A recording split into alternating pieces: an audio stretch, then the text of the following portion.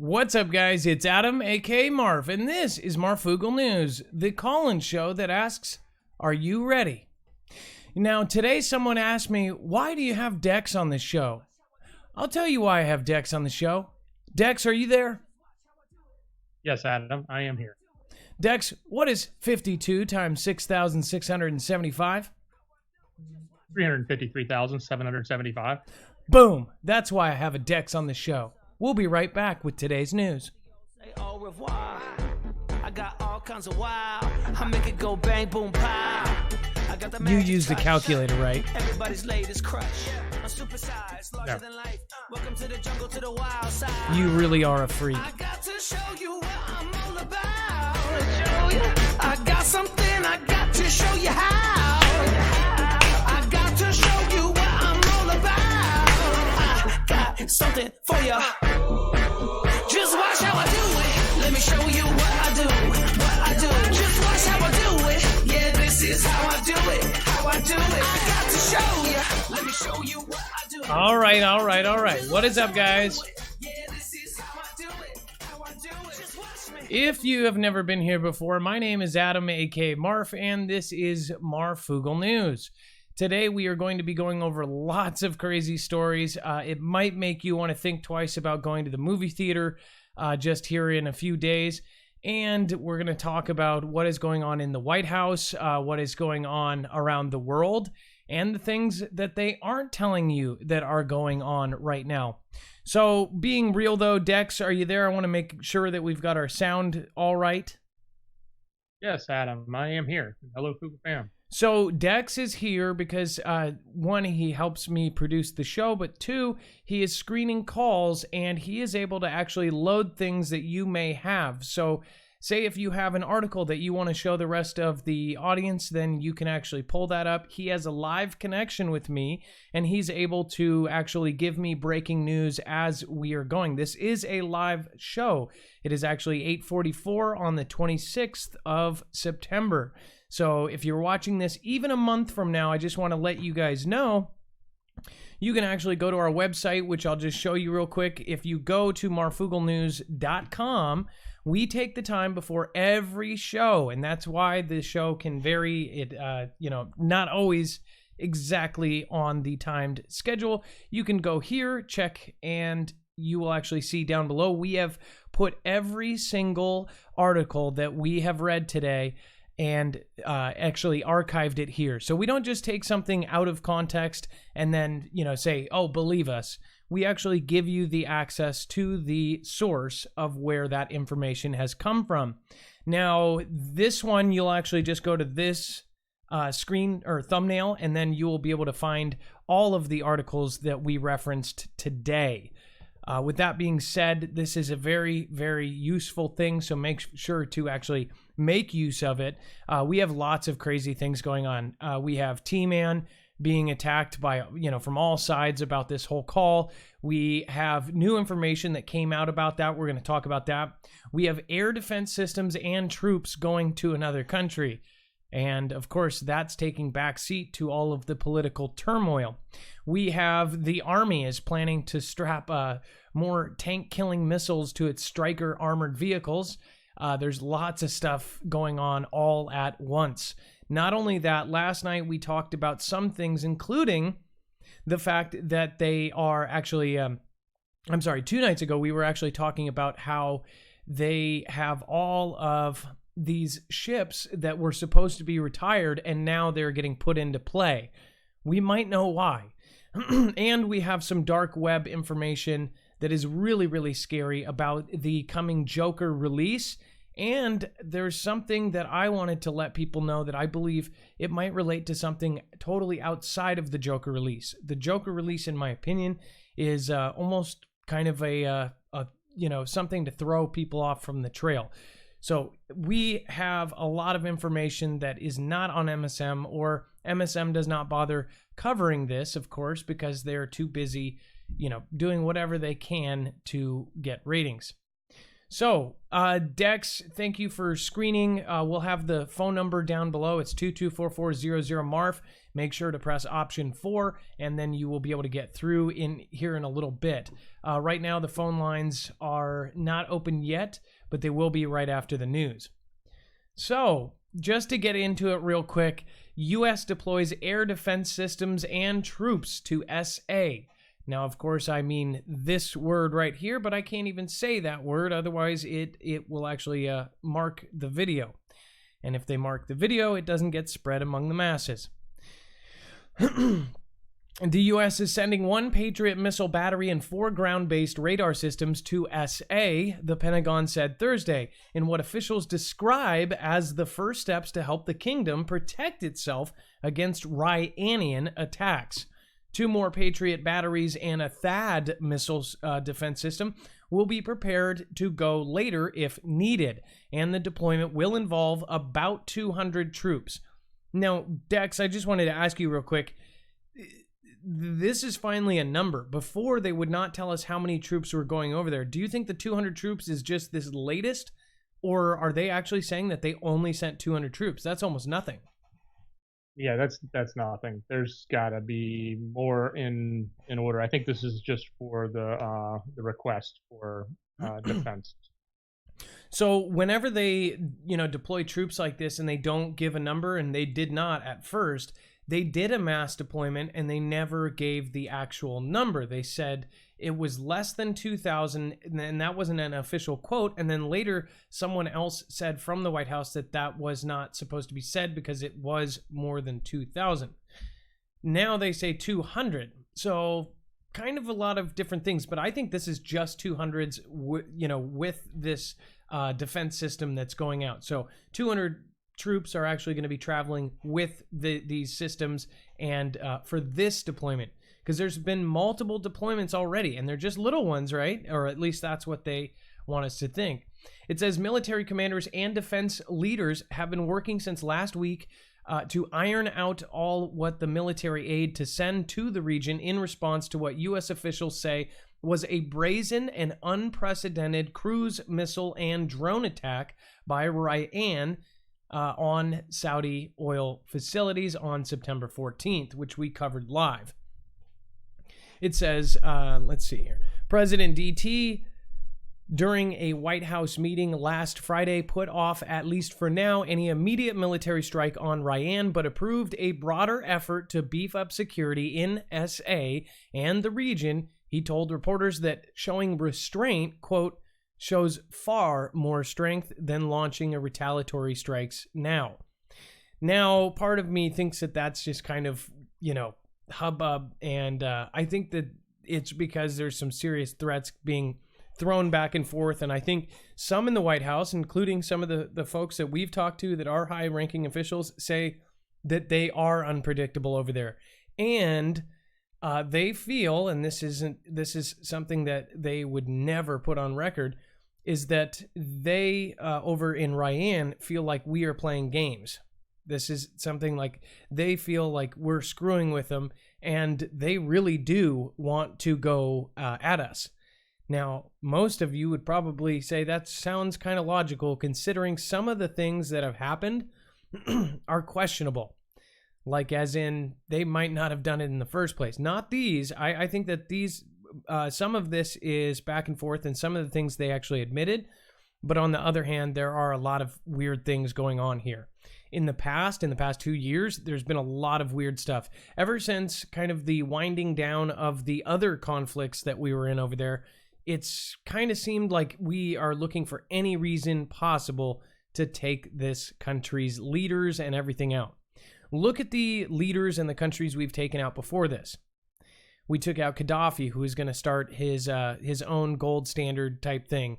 Saddam Hussein, we took out. So there's lots of different countries that were on this list, a very small list, and Ryan is one of the last. And if I do say anything differently, that's because we call them spoonerisms, and that actually came from Radio Face, our wonderful announcer. And it's mostly to try to get out as much information that's obvious as possible. without getting dinged. Because if we get dinged, we do not get our suggested. So, if you guys want to call about this, if you have any information about this, if you have friends or family that have let you in or keyed you in on anything, feel free to share it with the fam. That would be much appreciated. You can call 224-400-MARF, and of course, you are welcome to call at any time. Whistleblower is a CIA officer who was detailed to the White House. So this is not a real surprise to me, but of course it says, the whistleblower who revealed that President DT sought foreign help for his reelection and for that the White House sought to cover it up is a CIA officer who was detailed to work at the White House at one point, according to 3 people familiar with his identity. The man has since returned to the CIA. The people said little else is known about him. His complaint made public Thursday suggested he was an analyst by training and made clear he was steeped in details of American foreign policy toward Europe, demonstrating a sophisticated understanding of Ukrainian politics and at least some knowledge of the law. The whistleblower's expertise will likely add to lawmakers' confidence about the merits of his complaint and tamp down allegations that he might have misunderstood what he learned about Mr. T. It says he did not listen directly to a July call between Mr. T-Man and President Volodymyr Zelensky of Ukraine that is the center of the political firestorm over the president's mixing of diplomacy with personal political gain. So if he did not listen directly to the call, that's a big deal. And the reason why is because they can say, you know, he might have heard something wrong. He might have heard the wrong thing. The thing is he doesn't have the recording of it. Dex, are they able to actually pull that call? Do they go into the White House kind of, obviously the NSA and all these other things, they probably record every call that's going in and out, right? Right, they do. They have every call recorded. So the actual transcript, could it be taken differently depending on like tone or something? Well, I guess there's two transcripts. One is the whistleblower, and then 2 is the call he had with Ukraine and President there. So that one we don't know anything about. That one's not out yet. But the whistleblower transcript is out, I believe. I don't know if the other one has been declassified yet or not. It will. So with that being said, this was lined up on purpose, obviously. I mean, if people don't think that this was kind of like he was put there on purpose to try to catch something, maybe this was even further set up. If he had all of this prior knowledge, he was CIA, he was detailed to the White House. This is kind of like, us. If it was us that set it up, it's us setting up a spy on ourselves, which that doesn't sound like anything that would surprise me considering what we did during this whole, the collusion thing. Now, even if you are on the side of you believe in the collusion, obviously a lot of the things that were said were kind of twisted around and a lot of things were said that just were not true. And I can say that as a fact because people came out and they actually retracted statements. So, even the most hardcore people on there, they just avoid that subject because obviously now on record, a lot of these people have come back and said different things. So lots of different stories regarding this. I mean, this is just all over the place. This is meant to saturate the news. And of course, there's going to be all eyes looking at this. What I'm thinking about is what is really happening behind the scenes. Where should we be looking if this is all that's being talked about? It says whistleblower complaint says White House officials acted to, quote, lock down record of T-Man and Ukraine call. A whistleblower's complaint about President DT made public on Thursday says White House officials were so concerned about what the president said in a July call with the Ukraine's new leader that they intervened to, quote, lock down the record of the phone call. The whistleblower, whose name has not been released, says that he lodged the formal complaint because of what he believed It says, from what he believed that T-Man was, quote, using the power of his office to solicit interference from a foreign country in the 2020 election. In the call, T-Man discussed having the Ukrainian president help investigate the Biden family's business's dealings. It says the interference includes, among other things, pressuring a foreign country to investigate one of the president's main domestic political rivals. The whistleblower continued. The president's personal lawyer, Mr. Rudolph Giuliani, is a central figure in this effort. Attorney General Barr appears to be involved as well. So one thing that I don't realize is if, say, normally, if he wasn't running for president, if this gentleman wasn't going to be somebody who is running, for president, would it totally be fine for President DT to actually investigate this? Would it be okay for him to do all of this normally if, Biden wasn't running for president? Most likely it would, right? I don't know if you know, Dex, but I think that this would not be a big deal at all if it wasn't the fact that he was running for election. Yeah, it seems the claim is that he's asking a foreign power to interfere with or help with his re-election. So that seems to be the crux of the claim. And I misspoke earlier. They did release the transcript of the call that he had with the president, and in that he does what we understood what he said he was doing was asking him to look into Biden, or into Biden's son, I believe, who apparently was doing some not so honest dealings, and it would look really bad for Biden. Right. Now, it says T-Man attacks whistleblowers' sources and alludes to punishment for spies.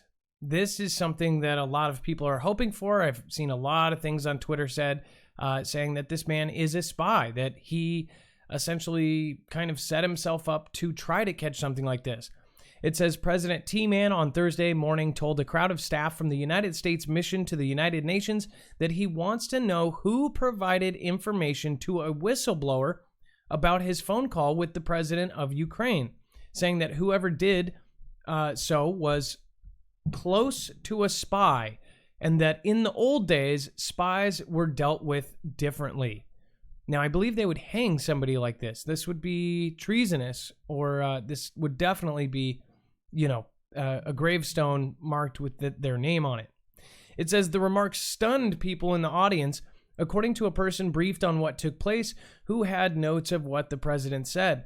Mr. T-Man made the statement about several minutes into his remarks before the group of about 50 people at the event intended to honor the United States mission.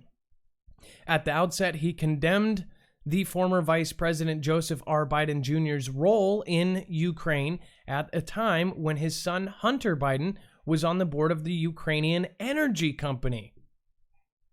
So, sorry, but by the way, it's like, all of these people have family members that are connected in some way.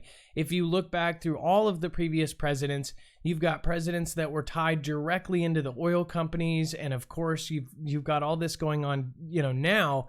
It almost makes me wonder, like, did they kind of hack all of their business partners out with using our government, just knock them completely out? And now, do we end up owning a lot of this stuff? It's very strange stuff when you look into all the connections, who's on, especially the boards, the committees, the boards. You look at the very, very top of some of these companies, and it's what's her face's brother and what's his face's son. And on the energy company, as far as why would Hunter Biden be on the board of Ukrainian energy company? It's like, why? Is he Ukrainian? Does he live in Ukraine? Or is it just an investment? Of course it's an investment, because all of these people are highly connected and they're all, on these boards and on these committees. Now it appears that a majority of House members now back some type of impeachment action against T-Man. 218 House Democrats and 1 independent, a majority of the chamber's 435 members, now favor some kind of impeachment action against President DT. House Democrats reached the milestone a day after Speaker Nancy Pelosi announced a formal impeachment inquiry into the president following claims that he might have withheld aid to Ukraine to pressure officials there to investigate former Vice President Joe Biden and his son. So they're saying he didn't give them the money that they needed or the aid that they were asking for, and basically saying like, hey, if you want that money, maybe you could throw an investigation Biden's way. Now, some say that this was a negotiation tactic. It's something that's done in business a lot. I'm going to withhold my money until, this job is done, or, it's not exactly, I don't know the full details of it. I'm not a political expert on this. But, if you guys want to comment on this, and if you want to say either way, if you want to be able to justify it, come on, bring something to the table that basically says that this was okay.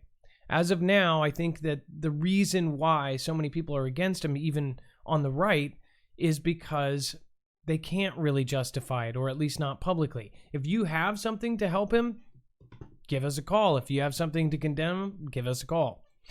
It says, DT says the fate of the nation is at stake as Democrats try to, quote, destroy the GOP. It says President DT meets with President Nayib Bukele of El Salvador at the Intercontinental Barclay New York Hotel during the United Nations General Assembly. President T-Man said Democrats, quote, are trying to destroy the Republican Party and urged the GOP to fight back Thursday as a House committee delved into a whistleblower complaint at the heart of a new impeachment inquiry. In an all-caps tweet, Mr. T-Man and Democrats are trying to destroy the Republican Party and all that it stands for. Stick together, play their game, and fight hard, Republicans. Our country is at stake, Mr. T-Man said. If you want to read the rest of that the article, you can actually go to MARFOOGLEnews.com and check it out. And Adam, I have just recently posted the entire transcript on the same on our MARFOOGLEnews.com page. So if people want to read the transcript of that call, they can see it there now too. So again, if you go to our website, MARFOOGLEnews.com, right here at the let's see here. I don't believe it's at the top. It's right here. So let's see. So if you want to read what we are talking about, you can go ahead and do that here on the website. Mine's not picking it up unless it loaded on in the middle. Scroll down. It's embedded. It's, oh, the PDF. Wow. That's why we have a Dex. So this is the complete call transcript right on our website already. So if you guys want to read along, well, and if you have something to talk about in this, if you find anything that would help, confirm or deny this, that would be great. Give us a call. Of course, now you have the ability to. Now, let's see. Now, let's see. T-Man impeachment inquiry and brutal 2020 election will further stoke toxic workplaces, HR experts warn. This is more of kind of a fluff piece that they put in. It says worker turnover because of toxic office cultures has already cost companies $223 billion in the past 5 years, up 24% from 2008 to 2012, according to findings released Wednesday from the Society of Human Resource Management. Those turnover costs could climb higher in today's politically charged environment. The research toxic work culture flourishes when companies don't address worker disagreements, SHRM says, and politics can surely spawn disagreement. President DT pressed Ukraine's leader to look into Democratic rival Joe Biden and other gripes the president had relating to the 2016 presidential election, according to the transcript of a phone call made to the Ukrainian president, Volodymyr Zelensky. So what they are saying is essentially that there are so many arguments between left and right folks at work that it is actually affecting companies.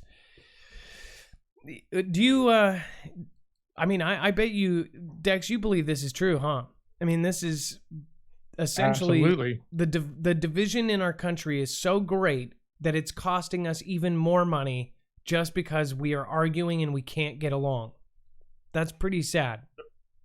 It absolutely is. Either people are arguing in the workplace, or they feel alienated because they can't talk in the workplace, right? So I guess it goes both ways. So people that do support T-Man don't feel like they can say something out loud. If you were working at Foogle or, you know, someplace like the Tube, yeah, you definitely would not want to say this out loud because, as you can see in history, they've been pretty mean to the people that have come out as supporters. Landmark Theaters 2 in North Texas banning costumes for Joker movie amid concerns over possible violence. Now, we reported here, we were one of the first. I believe there was only a couple of other smaller channels, and I believe maybe one or two websites that reported this first. It actually first came out on the dark web, and the CIA got to it, and the FBI. There was a veiled threat, and I guess it wasn't actually that veiled, after seeing some of the things that we cannot share here. And it was the actual threat that was very specific. It was saying that they were going to go to this movie release and cause havoc and all this stuff. So now they are saying that they are going to ban costumes for the Joker movie release. Now, if people remember back to, what was the Bang Bang event back in Colorado, I think it was, where the gentleman dressed up as the Joker and did horrible acts at that movie. A lot of people have, you know, argued back and forth about that event, whether it was some sort of op or something. This was definitely a real issue that they have taken up, and they've taken it very seriously.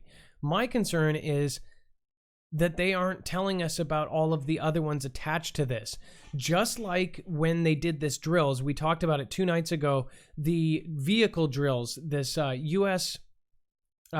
soldier was caught, and he had a plan. He was telling other people his plan was to drive a vehicle with chemicals in it into a crowd, and it would go boom.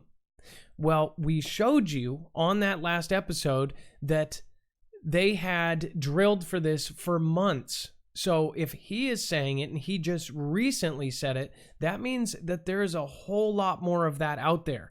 And very specifically, driving a vehicle into a crowd and then having it go boom and having chemicals spread everywhere. If you don't believe me, watch the last live show. Because we basically showed you at the banks that they were drilling for this. They were practicing. They were having, you know, real nurses, real emergency responders practice with these folks that are acting like, you know, they had full moulage, which is, you know, fake blood, all that kind of stuff. And they were acting like it was happening to help the emergency responders practice this. We showed you that somebody just got arrested for that.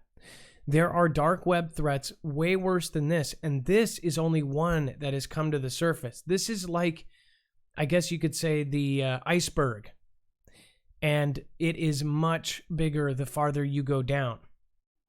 There are so many, and when you go into the same one, when you find out where they were, there's so many more that they are not reporting. And it almost directly coincides. I mean, most of these guys before have actually gone out and said what they were going to do.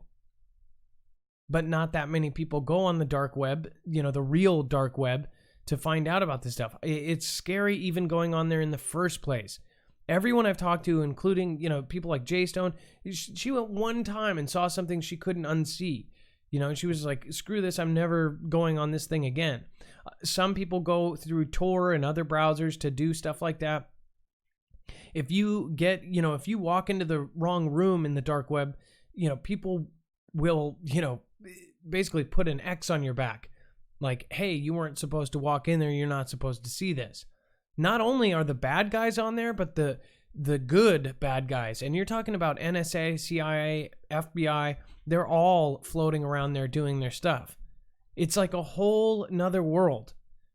You know, I've wanted to do kind of a special on it just because it's unbelievable. The stuff that's going on, the chatter that is getting put there is unbelievable.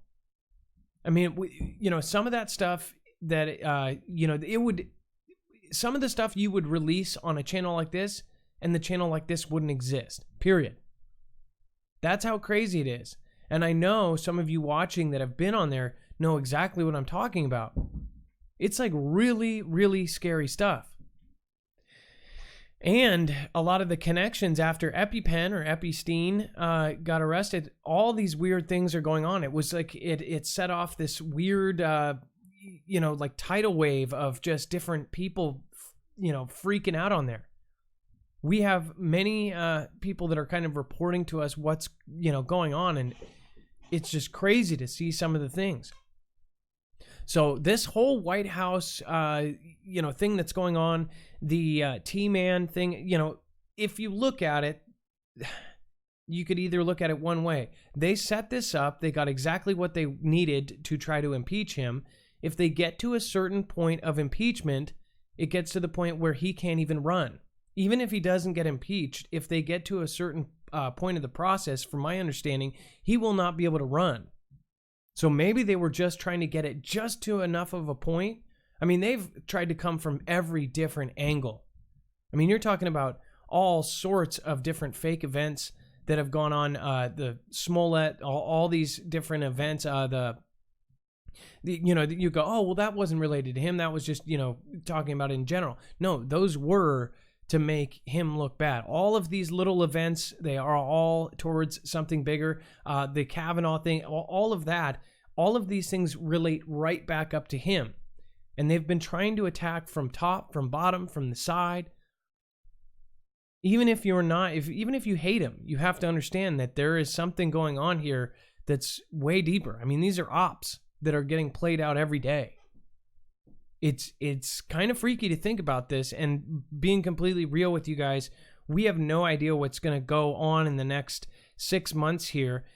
And if we do end up getting a different president, which I'm pretty confident that he won't be impeached.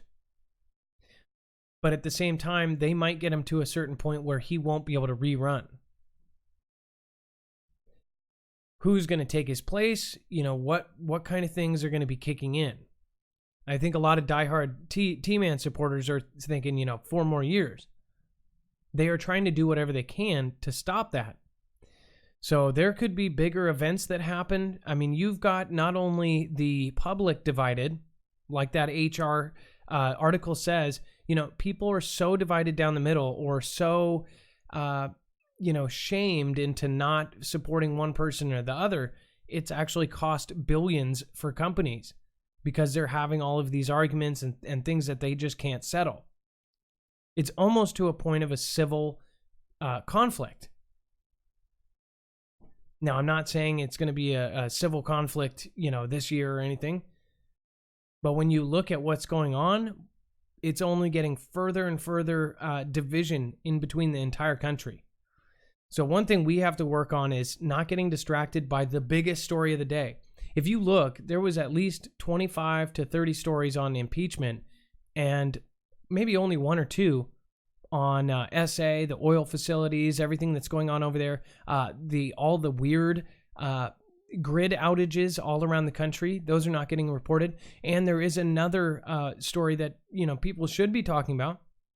Another geomagnetic storm hitting, northern lights being seen in weird areas, weather modification, weather control, all these things that are going on right now as we speak are not being talked about because they took the back burner to these bigger stories.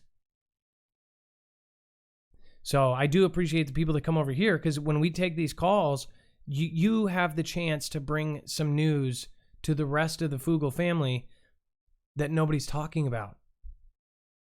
So I really do enjoy the call-in portion because I learn so much from you. You guys bring in the stories Some of you bring in your experiences. Some of you bring in just absolutely shocking stuff that nobody's talking about. I sometimes I find it hard to believe that we are all talking about this, the impeachment trial and this, or the impeachment inquiry, when there are so many other things. The threat to this theater, there's much more than that. They're only pulling one out of a hat and saying, oh, watch out for this day. What's crazy is the CIA, FBI, all these different agencies, they're looking at 200 a day. And just this one, I believe got, somebody might have taken that out of the hat and threw it to a media outlet and said, hey, this is crazy. Look at this. And now it's gotten public knowledge. Otherwise, there's so many more of these. So I am praying for everyone in the country. If you do end up going to the movie, again, know your exits, know when you walk in, where you're at, what you can hide behind, how you can get out. I would definitely people watch. It's just, it's part of the country and part of the world we live in now. And this isn't even bad compared to some of the other countries. How a $5 part used to modernize nuclear warheads could cost $850 million to fix. It says, issues with commercial parts on 2 nuclear warhead modernization projects could cost up to $850 million to fix, but the agency in charge of America's warheads believes it might be able to fund that work, adding significantly to program bottom lines. Speaking at a House Armed Services Committee Strategic Forces Subcommittee hearing Wednesday, Charles Verdon, Deputy Administrator for Defense Programs at the National Nuclear Security Administration, said that the costs associated with replacing commercial parts on the B-6112 and W-88 ALT-370 warhead programs could potentially be recouped by savings found in future modernization activities. The issue, first revealed by Verdon during the September 4th Defense News Conference, would put both warhead modernization programs at an 18 to 20 month delay for their first production units, although NNSA is hopeful that it will not have significant delays on the overall program timelines. The parts in question are commercially available capacitors. During stress testing, did not give NNSA confidence they could survive the 20-30 years needed for those designs. Verdon stressed that the parts were not at risk of failure under normal circumstances, but the agency was acting out of abundance of caution for the long-term life of the weapons. Now, Dex, you put this in here. Is there something that you wanted to point out? Well, yeah, I mean, just the units are $5, right? And they don't want to use them because of some sort of longevity. So the new units are $75 per. Just an astronomical cost when they could just use the $5 capacitor. Well, it kind of shows you. We covered a long time ago, probably a year ago, that story of how they were paying for like $10,000 toilet seats or something on some sort of plane. It was just crazy. And there's a lot of different projects where you see the bill or you see the budget for it, and it's like, you see a $10,000 toilet seat and you're like, what the heck is this? And a lot of it, I think, where does all that money go? It doesn't necessarily go to a $10,000 toilet seat. $5 goes to a toilet seat and $9,995 goes into somebody's pocket. And then, of course, you've got the $22 trillion that's just missing. I think that, part of these things, it's just, we don't actually know where the heck all of this money is going. And then things like this, it's like, why weren't they using that in the first place? I don't know. Are air defense systems ready to confront drone swarms? So, as we said that they are sending troops and air defense systems like THAAD over to SA, The question is asked, can they actually defend anything? Now, we have defense. We have billions of dollars in defense for our country as far as like air superiority, and we have, of course, ground-to-air missiles that defend from all sorts of stuff. Not everybody is too confident in the THAAD system, which is basically a bullet hitting a bullet to take down nuclear weapons and all these things. But what about drone swarms? So say if they produced, and some of these countries that do hate us have millions of dollars, cheap, effective drones that could fly at low altitude for miles and miles and miles, or be self-piloted by a simple AI and a simple GPS chip. These things could literally fly under the radar and into our country and hit different targets. This is a real threat. This is also something that I've saw even 4 or 5 months ago. Look on some of these boards that talk about these kind of things on the dark web. It says, out of Jerusalem, the attack on SA's Abqaiq and Kharis oil facilities on September 14 served as a reality check for countries struggling to define the levels of threat posed by drone swarms and low-altitude cruise missiles. Now, in a region that is where that threat is particularly acute, countries are left to re-examine existing air defense technology. According to the Saudi Defense Ministry, 18 drones and 7 cruise missiles were fired at the kingdom in the early hours of the day mid-September. Okay, so, sorry, I have seen so many different numbers, by the way. I've seen 20 and 18 and 7 and 14, and I swear they just kind of like pull a number out of a bingo shaker or something. Now it's 18 drones and 7 cruise missiles. Before it was 20 and 20, then it was 14 and 10, and just dumb. I don't think they know. The drones struck Abqaiq, a facility that the Center for Strategic and International Studies think tank had warned the month before was a potential critical infrastructure target. Several cruise missiles fell short and did not hit the facility. 4 cruise missiles struck Kharis. Saudi and U.S. officials blame on Ryan, but the government there denies involvement. What is clear is the failure of existing air defense systems to stop the attack.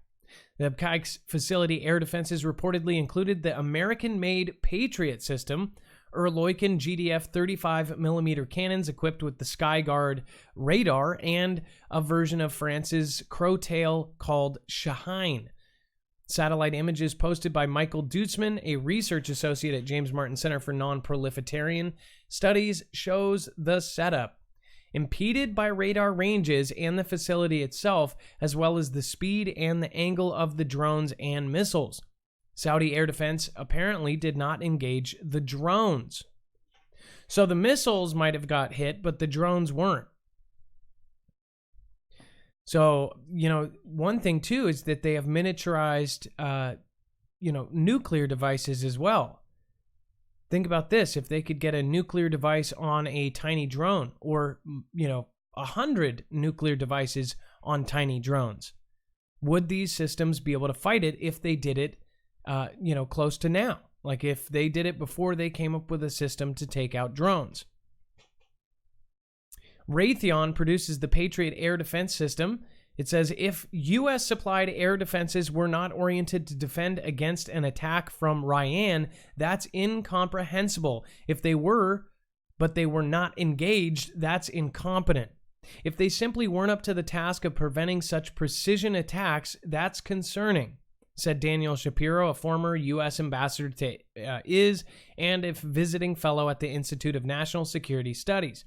Quote, and it would seem to validate Israeli concerns that even effective air and missile defense systems, as Israel has, could be overwhelmed by a sufficient quantity of precision guidance missiles. There is a debate about the level of this threat. Brigadier General Penny Youngman, a former air defense commander with the Israeli Air Force and current head of Rafael's Air Defense Systems Division, contrasts the drone swarm with a cruise missile with the range of 1,000 kilometers and equipped with a large warhead. Drones, even drone swarms, are not a strategic threat. Even if you take dozens to attack, they carry a very low weight of boom or ammunition. See, that's just dumb, because now we know there's technology coming out by DARPA. Raytheon is miniaturizing explosives, which if our guys are doing it, so are theirs. We're talking about even more potent explosives in a very, very small package.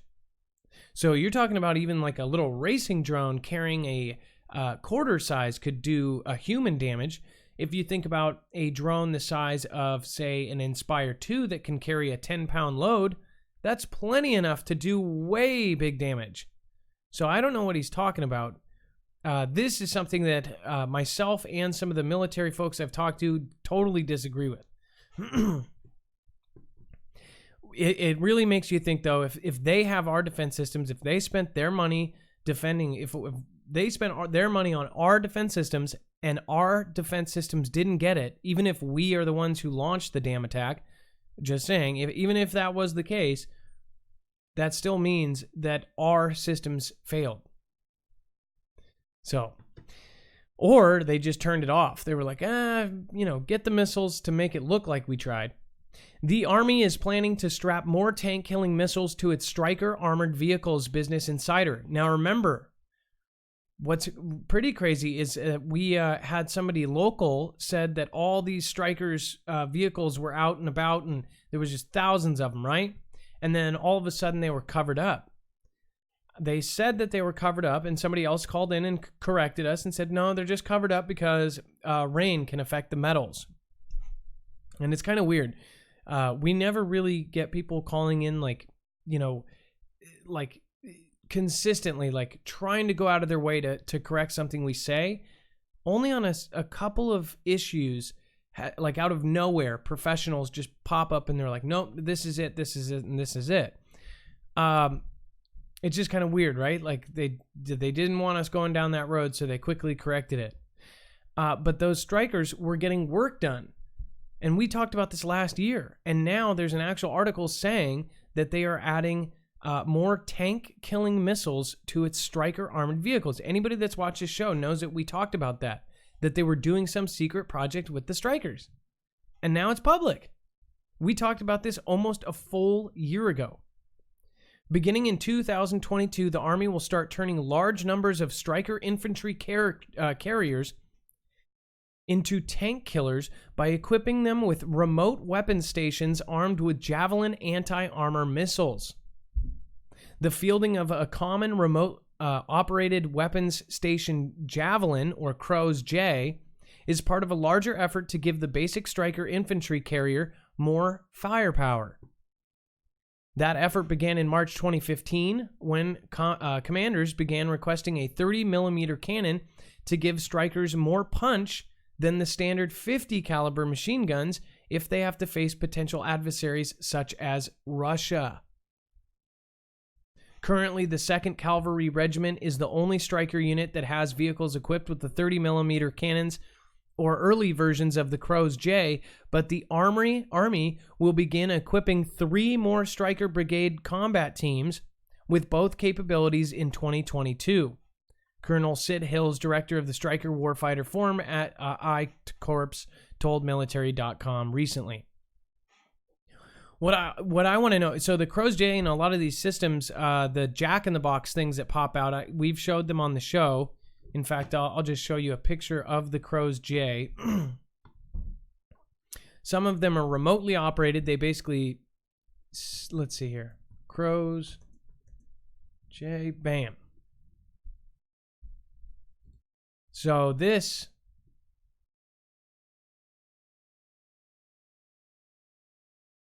is the Strykers equipped with the Javelin, with the actual thing here.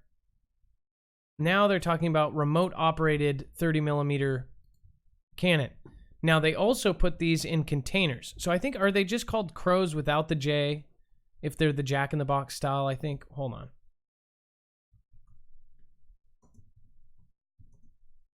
Boom.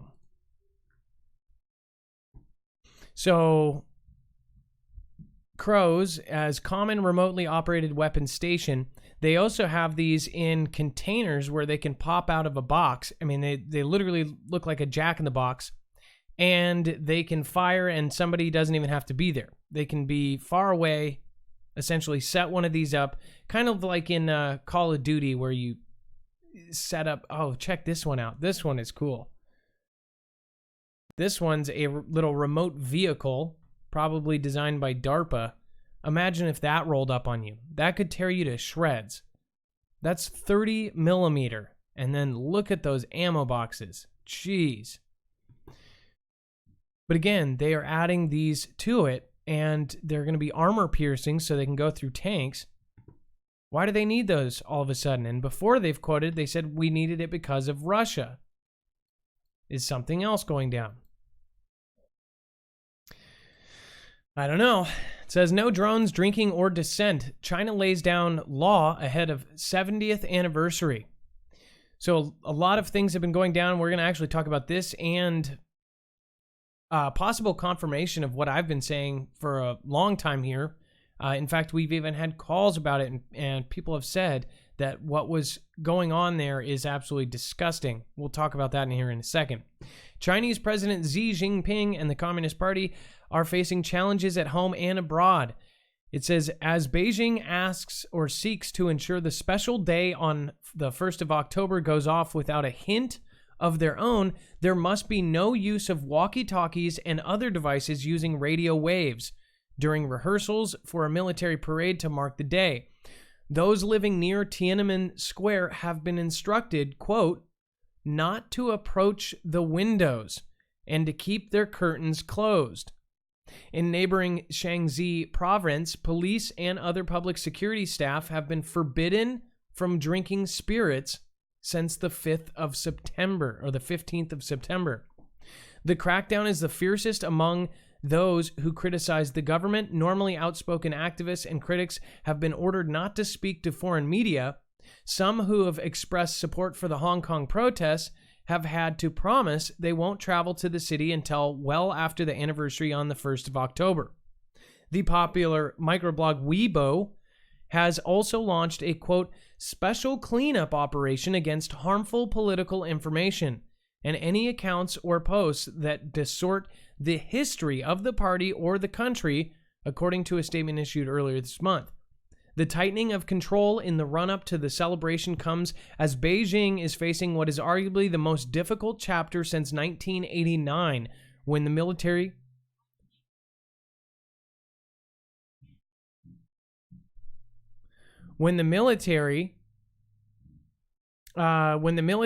killed thousands pro-democracy protesters, plunging the country into international isolation. You know, Dex, I wanted to say something about this. So they are telling their people not to drink. This is just around Tiananmen Square, right? Or is this everybody in the country? Well, I think it's part of that celebration, right? So they don't want drones, no drinking. They don't, they're basically laying down their strict laws around the celebration. Now it's just no drinking on that day, correct? But it says since this September 15th.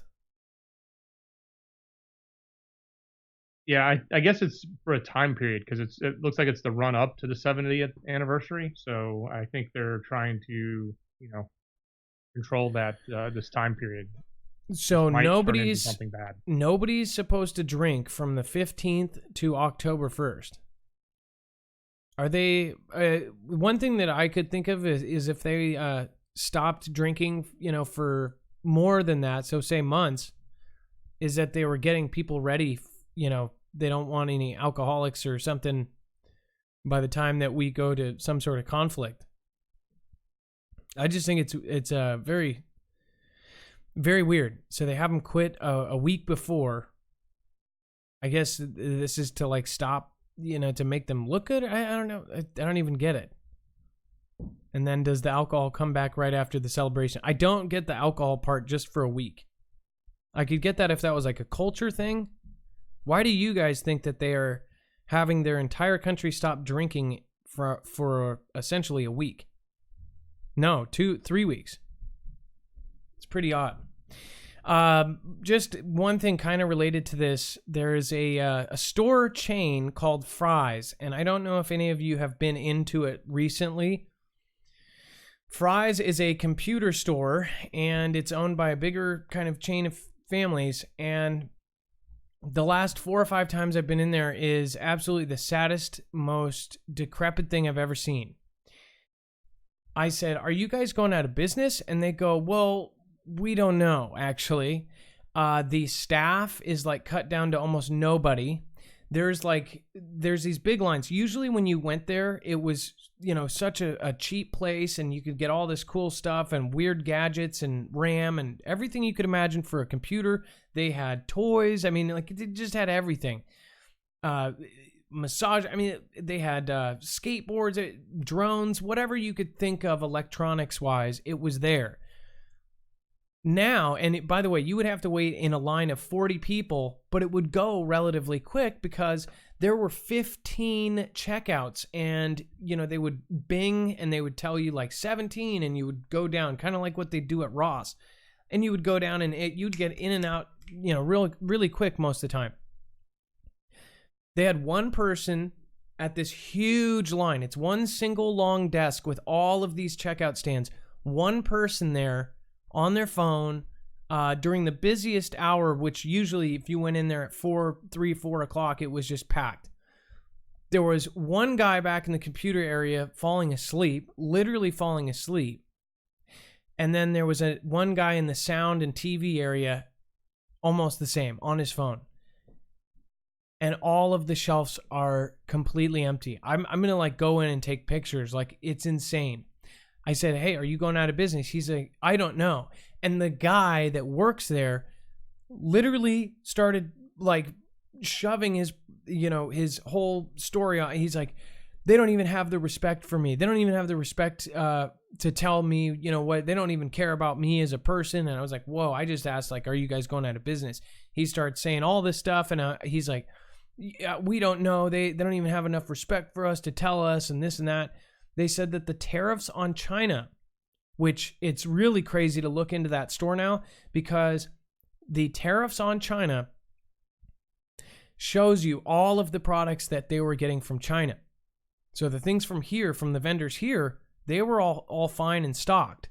But everything from China was just empty. Completely empty. And I would say 90% of the store comes from China. And these are things that we buy every day. But their business model doesn't work right now because of these tariffs, and it looks like they're about to go out of business. Now, that's not anything saying bad about the tariffs, but it does show you that this has completely changed some things. And if I would have known that all of that stuff was from China, I probably wouldn't have shopped there, to be honest. But it is incredibly sad. It's one of my favorite stores, and you can physically go look at stuff that now people just go on Amazon for.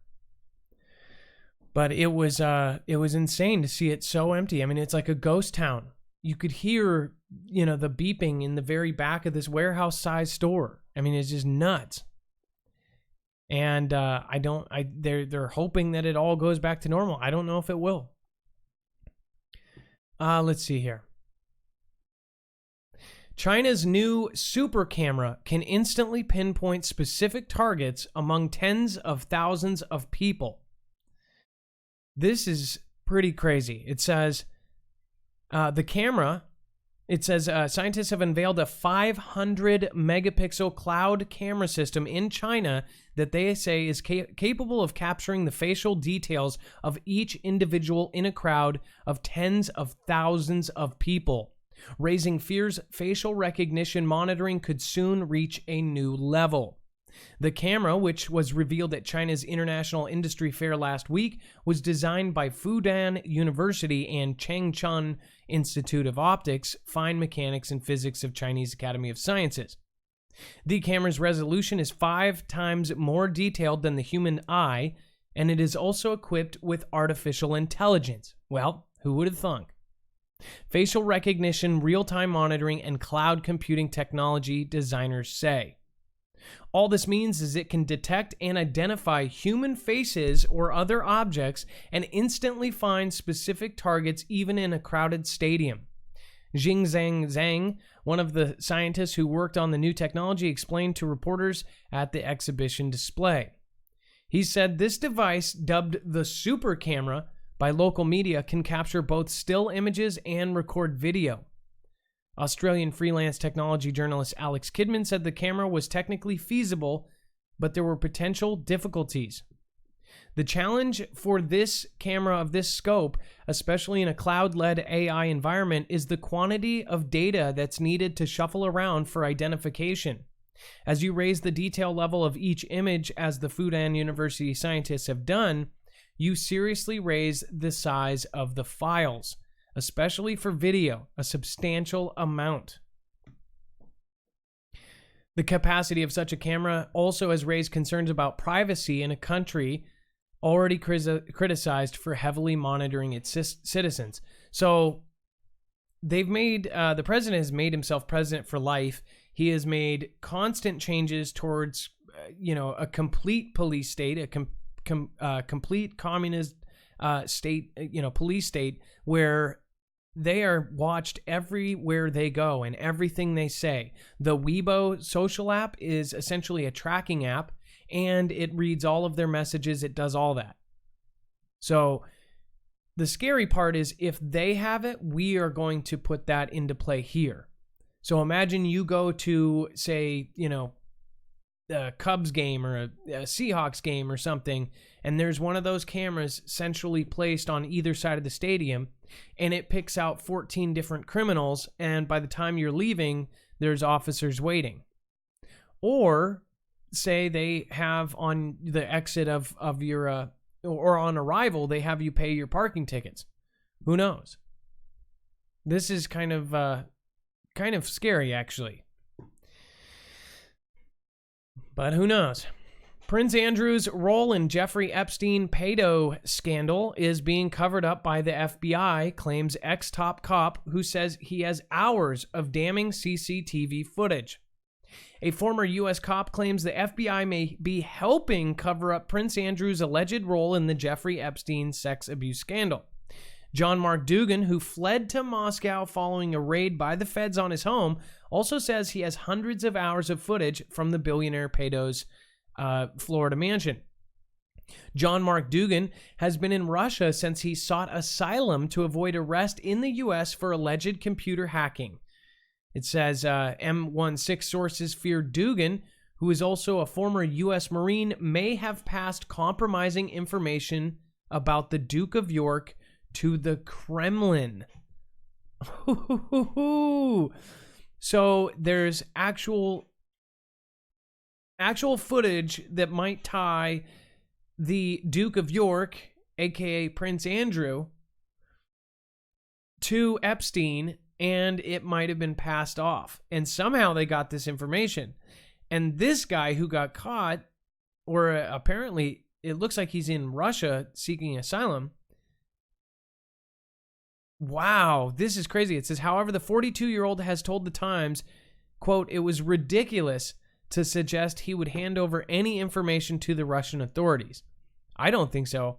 I think a person would do anything they could to get out of the hands of what he's looking at. He says, I'm certain the FBI is involved in some kind of cover-up over Epstein, said Dugan, who has been in Russia since he sought asylum to avoid arrest in the U.S. for alleged computer hacking.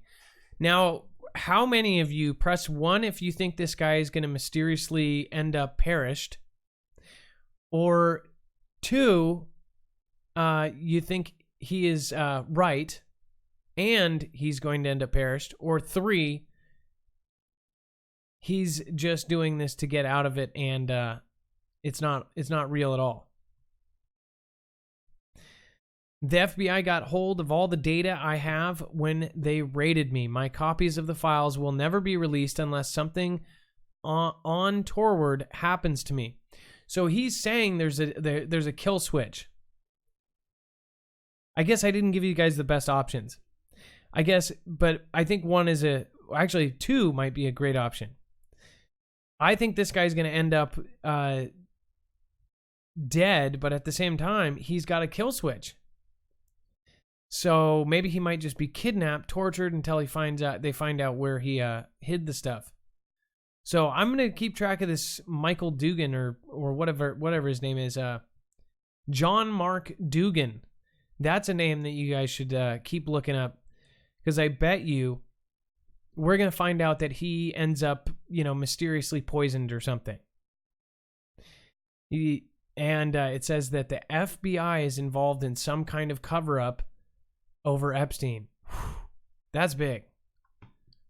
That could absolutely include Andrew's role, or it could be that senior FBI people visited the house and did not want to reveal that. The FBI got hold of all the data I have when they raided me. He says, Dugan says, when asked by the Mail Online about the information he has on the prince, Dugan said, "Do I have dirt on Prince Andrew? I have lots of things. But I'm not a Kremlin agent, and I did not share any materials with the Russian government. I don't intend to blackmail anyone with my information. It's against my principles." I don't know if I believe that.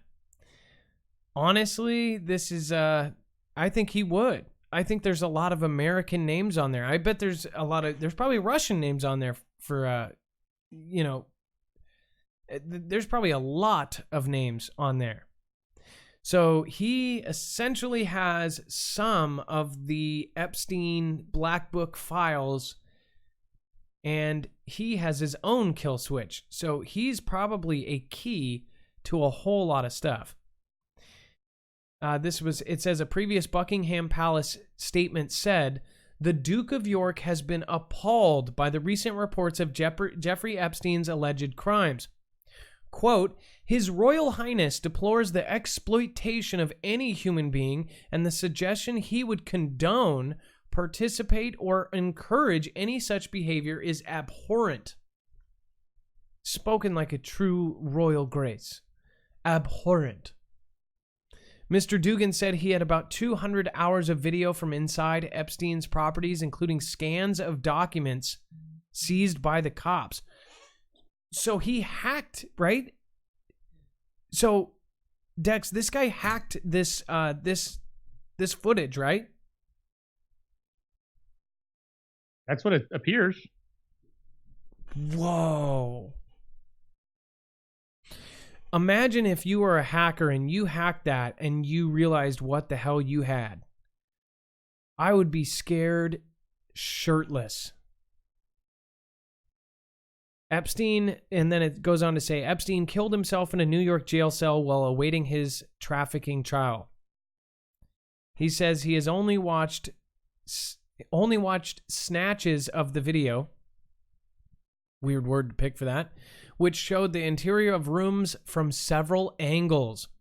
Dugan claims the data was given to him in files by a Florida detective working on a case against Epstein over the procurement of minors. However, he says his files are encrypted and the secret codes to open them up are held by friends all over the world. This sounds like a movie, Dex. This seriously sounds like this is gonna be a blockbuster hit in 5 years from now. Wow. The files are safe, and the people who hold them have no idea what is on them. Oh, this is nuts. This is like a scavenger hunt of like the most incriminating. This is like a treasure hunt of most incriminating files in the world. This is fascinating. Wow. Like he's got the WikiLeaks of the of that world, that P word. Yeah, he's got the WikiLeaks of Pedo World. Wow, that's incredible. Face masks to decoy t-shirts, the rise of anti-surveillance. So we actually showed you that people were wearing license plate dresses.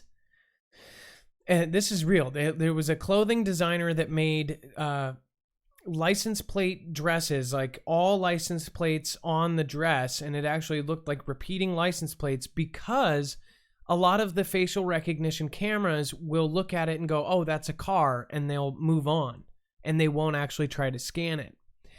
It says, and this is just another story like this, as top designers wrapped up London Fashion Week and made their way to Paris to grab the world's attention with their lavish creations, a group of artists in London were making their own fashion statement in a bid to become invisible. Emily Roderick, 23, and her cohorts in the, quote, Dazzle Club walked around the British capital last week with blue, red, and black stripes painted across their face in an effort to escape the watchful eye of facial recognition cameras. The artists took their silent stroll through the city's King Cross area, hoping their bold makeup would act as camouflage and confuse the cameras. Says, this is a quote, "We're hiding in plain sight," Roderick told the Thomson Reuters Foundation, explaining that bright colors and dark shades of makeup are known to hamper a camera's ability to accurately recognize faces. Computers have become adept at identifying people in recent years, unlocking a myriad of applications for facial recognition, from tracking criminals to counting truants. But as cameras appear unlikely spots across the globe, activists raise fears about lost privacy and say society might be on the doorstep of a dystopia where Big Brother sees all. Altering people's looks to cheat cameras has become increasingly popular with artists and designers in recent years, as the use of facial recognition has grown more pervasive, raising fears over privacy, according to fashion experts. From sunglasses to face masks, numerous wearable devices promising a veil of anonymity are making their way into the mainstream, said Henry Navarro Delgado, an art and fashion professor at Canada's Ryerson University. So, this is nuts. So, we saw this too. The lady with the designer that did the street plate, or the license plate dresses, they're all doing the same thing.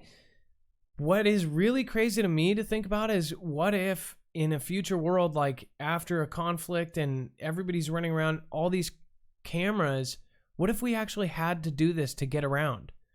Like, what if it wasn't other people that we had to worry about running into? It was cameras and robots.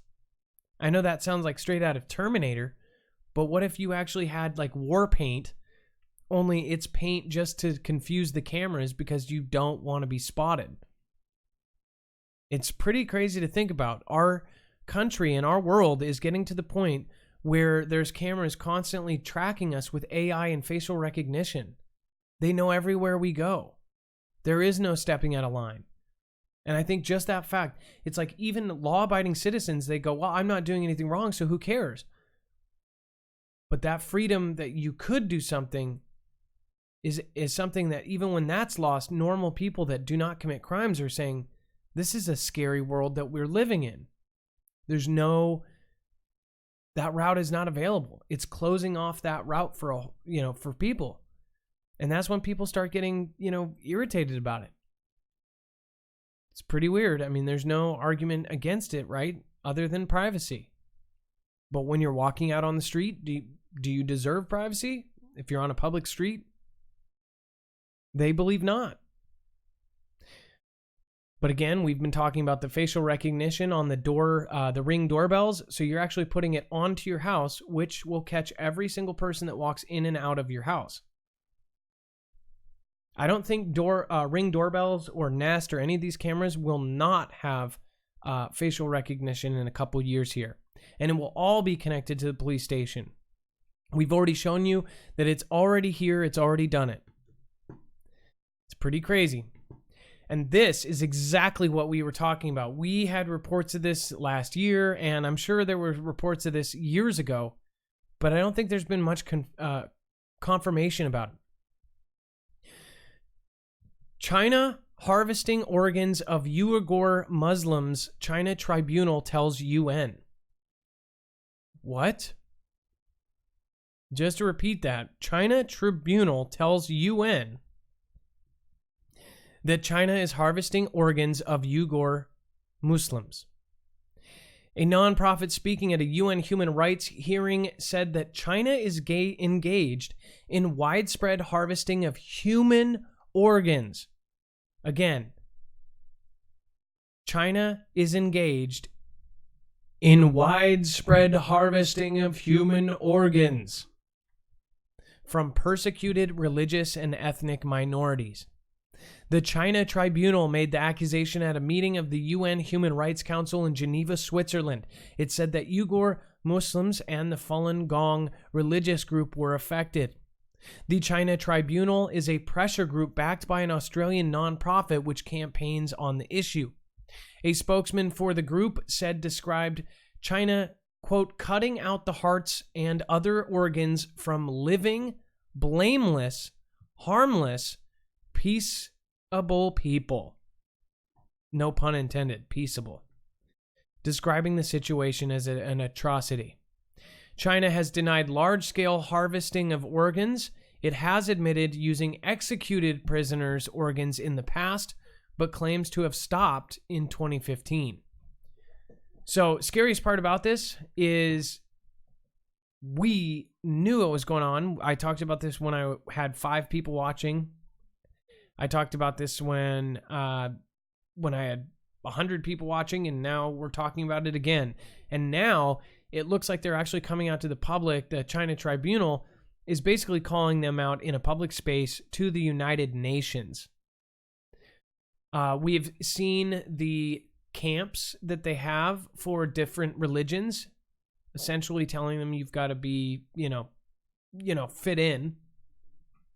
Weibo is tracking all this stuff. If they see a message go out, they can snatch people up. And we knew about the harvesting of organs. Now I believe it's going to come out. I believe that they're actually going to investigate because of what they just did at the UN.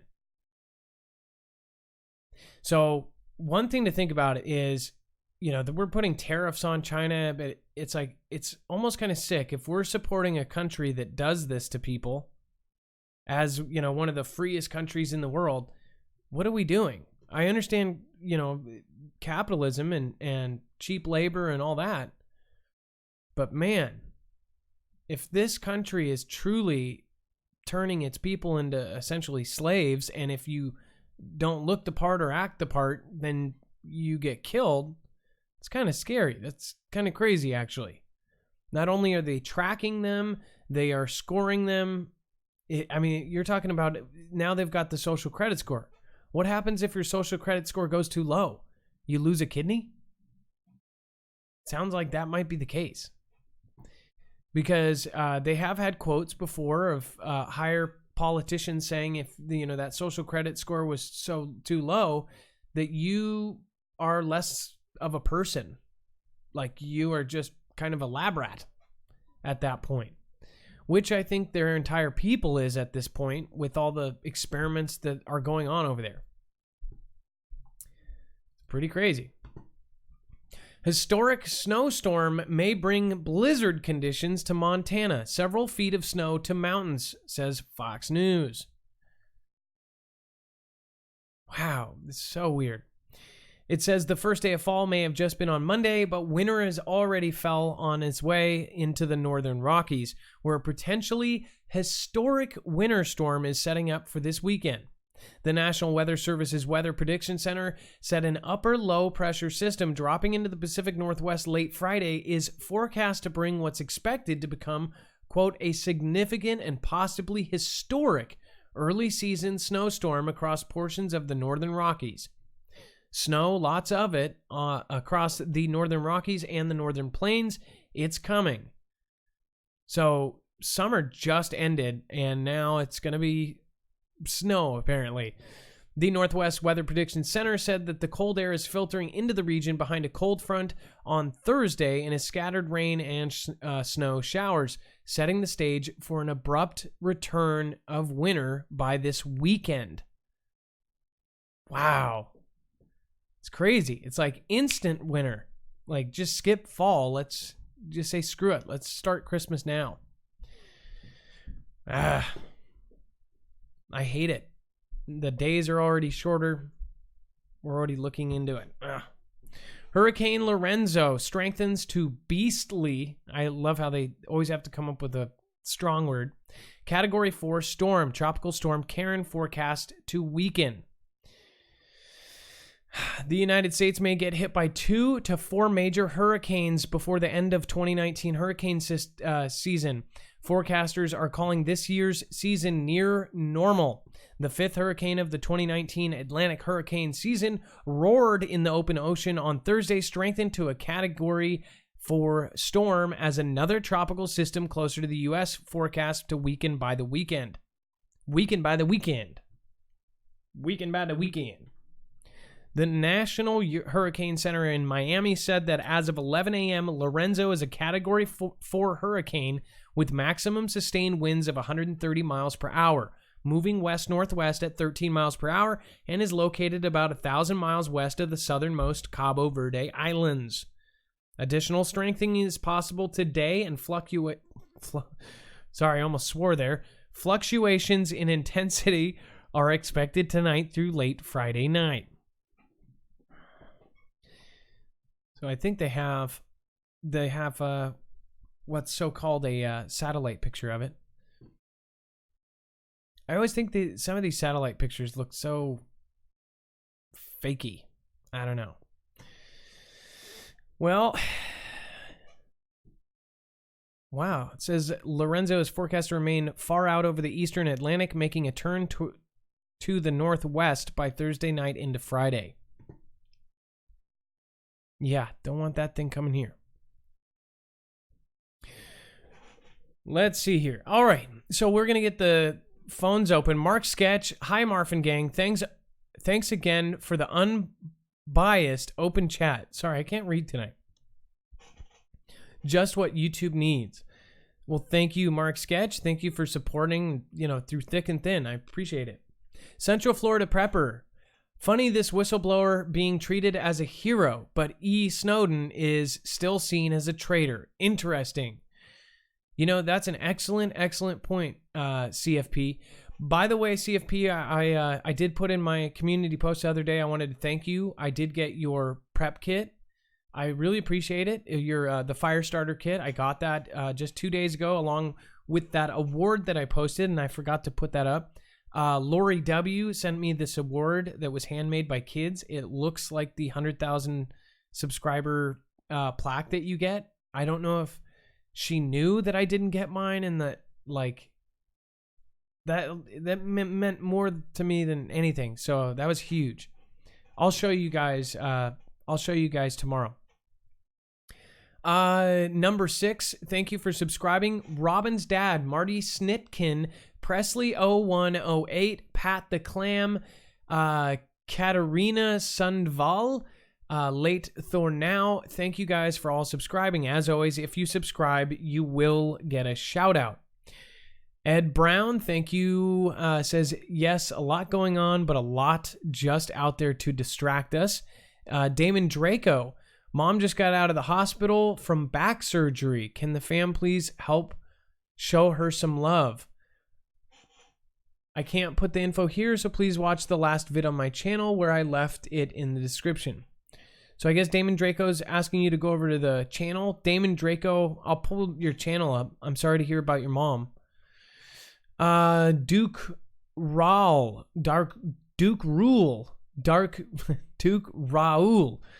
Thank you for subscribing. Pate C, thank you for subscribing. Susan Donahue. Giant. Thank you, Susan. I appreciate that. Many thanks for your prayers on Tuesday night. I witnessed a miracle at LAX as Wendell Brown, Detroit native, football player, teacher, returned from prison in China safely to his mother's arms. So as you know, Susan Donahue was praying for Wendell Brown to get back. He was, of course, in prison in China. And again, he is back safe. So that's a huge deal. And thank you for all the other people that we asked to help us with that. Brian Griffin, thank you for subscribing. And say hi to Peter. William Domstrand, never forget Las Vegas, October 1st. That's pretty odd. To think about that, William Domstrand, never forget Las Vegas, October 1st. October 1st is the day of the China 70th anniversary. Apparently nobody's drinking for that either. So kind of odd stuff there. Chuck Sinclair, thank you for subscribing in the last couple minutes. Caffeinated Squirrel, Way, Truth, and Life. Richard Davis, thank you guys for all joining the show. So about 20 people just in the last hour. Thank you guys. I appreciate it. And if not that I have to tell you, but I don't do the whole smash the like button. In fact, I joke about it. You know, you can softly depress the like square. That would be great. It does help this show get shared out and suggested. So if you haven't pressed the like button yet, please do so. It would much help. That is all I ask. None of the other stuff is required. If you guys want to support us further, though, I will tell you this. You can support us by actually protecting yourself with an EMP shield. I'm not going to go much into it tonight. I think that there is a really good chance for us to get some good calls in here. But again, you can get one for your home. You can get one for your ham radio. You can get one for your solar system. You can get one for your generator. If you think about it, if an EMP or a solar flare happens, and now we have a geomagnetic storm, we have we actually have the Aurora Borealis visible in a lot of the country again because of it. It's kind of like they're not telling us about how serious these are getting, especially not even on the EMP side. This protects against a coronal mass ejection. It actually protects against E1, E2, and E3 phases of an EMP. So this is the surefire way to not have your devices, your house, all of your electronics fried in an EMP or a coronal mass ejection like the Carrington event, which basically knocked out everything in the 1800s. So if you want to get into this, all you have to do is go to marfooglenews.com/EMP. And of course, they have a really cool special right now. There's $100 off on the home EMP protection device. And they have a partnership with Klarna, so you can actually buy now and pay later. It's no interest and no money up front. And it's broken up into 4 different payments. So if you haven't been able to afford an EMP shield up until now, this would be the time to do it. Okay, I wanted to get that out of the way because I do want to get our calls going. And of course, I got to do my notice. Nothing in this show should be considered legal, medical, or financial advice. The views of the callers can differ considerably and do not necessarily reflect the opinions of myself, Dex, or anybody that helps. You should always do your own research and consult with professionals, and the internet is full of fake news, so please take everything with a grain of salt. That's why it is so incredibly important that you guys all call. If we cover something that's especially like a mainstream thing and you have something to prove that it's wrong, call in, give us that information and we will show it. We will debunk ourselves. We've done it several times. In fact, anytime that we get called out or if we put out something that's wrong, if you debunk it fully with evidence, we will totally take it back and even do a retraction. Let's see here. And then if you haven't checked out the main channel, make sure to do so. I hate that it doesn't show you the little kind of marks. I swear they did that. So if you're bigger or even smaller, over 1,000, you can't really see when they disappear. So it's at 143 something. I think we're actually close to the 144. Thank you all. I'm still going to do something special for you guys. I said if by Monday we had Jacob Israel to 144,000 that I would do a giveaway. I'm still going to do something cool because we actually got him to 141,000. So just to show you real quick, if you guys have not subscribed to Jacob yet, make sure to go and do so. Jacob Israel is one of the coolest dudes, and he is such an amazing person inside and out. He really does. He's the same person off and on camera. He's absolutely amazing. He only needs less than 2,000 subscribers. In fact, we have 3,300 people here. I know most of you already, like the people that watch this show every night, they were like there right away. So thank you guys. I think that the 2,000 like really hardcore people and the 3,000 people that watch this show every night, you guys were the ones that went over and subscribed. The 144,000 is a personal goal for him. It was something that was really big. So I would really appreciate if we help him get there. I believe he did that based on kind of a biblical goal as well. So, but if you have not subscribed to him, please do. He's honestly such an amazing family man. Him and his wife are amazing people. It's like, the day we had our baby, we had all this drama going on. We had all these hate things going on, hate videos. And I was like at the worst moment, and I got a package from him, and him and his wife sent us this beautiful package of baby blankets and all this beautiful stuff. So it was just really amazing. That guy really does think of other people instead of himself.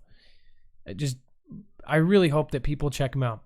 If you do want to see the Earthing movie, which explains our affiliate, we are completely transparent about many things, but I'm also transparent about the fact that I really do earth now. I ground, and now I've been trying to do even the patches, which now they have the little pad now. It's called a universal pad that I can put in front of my computer, and essentially I'll be grounded my entire time sitting at this desk, because sometimes I sit here for 3 hours.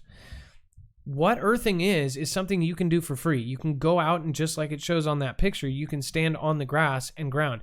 It sounds like hippy dippy. It is completely normal. So if you can imagine, before we had shoes, we stood barefoot on the earth. We are electricity. Our hearts, our brains, everything is electrical synapses. There is a difference physically in a person who's standing barefoot on the ground to somebody with rubber sole shoes, if you think about it. And somebody with rubber sole shoes standing on the ground is different than somebody who's standing barefoot. In fact, they have this test in the movie where the person is holding it that is grounded, and you can see that they're grounded, and then the person that has shoes on is not grounded. And when that person grabs their arm, so all they have to do is be touching, that person is then grounded as well. It's crazy. People want to say, you get Earth's energy and all this. I think it just naturally it reduces inflammation, but it also fills out that circle. I don't think we were ever meant to have shoes. I think we were meant to be barefoot, and I think a lot of our problems are due from that. If you want to check out the movie, you can go to marfooglenews.com/GT. If you want to help support us and, have something that actually helps you health-wise, there's 25 medical studies behind it. But I wouldn't listen to that.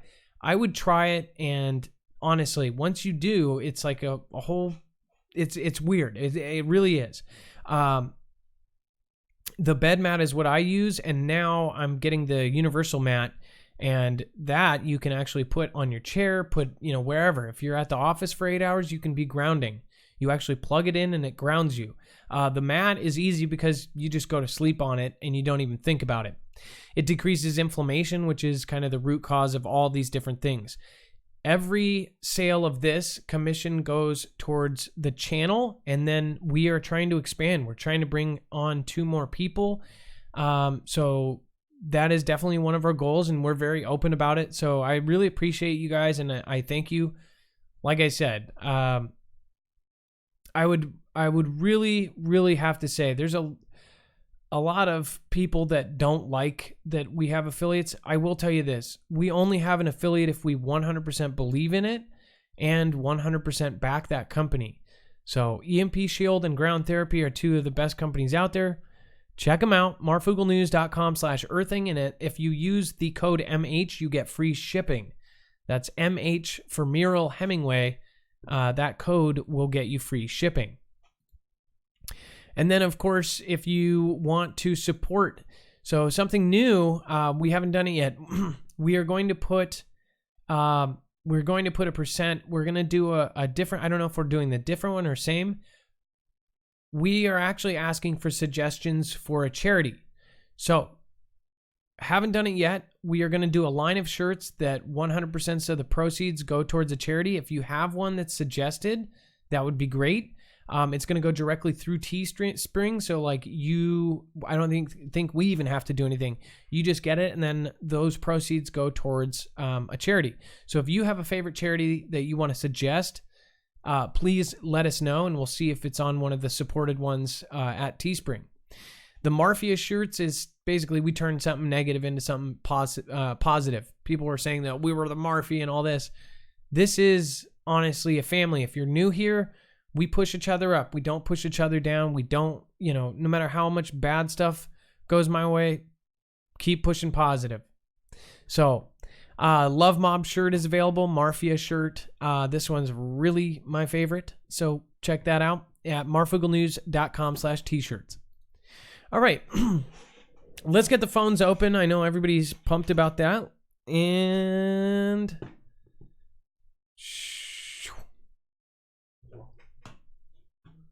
let's see here.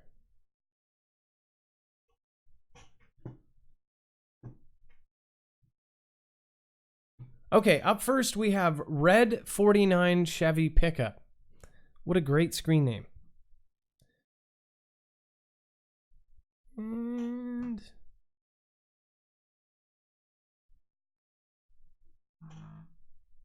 there we go. Hello, you are live on Marfoogle TV. Red Chevy. Well, what's going on? Adam. Hey, how are you? This is the second time we got to say hi. You give me a shout out for the first time, and I'd like to say hi to you and all your subs, and thank you for that shout out because my subscribers list tripled overnight. But let me tell you a quick joke, and I have to ask you a question. Do you believe in bugs and viruses on computers that they can be sent? Well, like, say, if I was a real techie, could I send you one to mess up your stuff? absolutely. Yeah, that's why you don't open links and stuff. Then I'm not imagining things. One night, this guy that I'm going to mention them all I love because I really like him. And Naughty Beaver, we're going one night. You know how he flies on the fly. He don't write it all down as a cast. He's just goes with it, So I'm exchanging words back with him on the comment, and I'm getting tired, and he probably is too. And he joked around, well, I'll send you a bug. And I'm like, I'm an old dog, okay? I'm almost 60. And I'm like, yeah, right. Sure, you'll send something.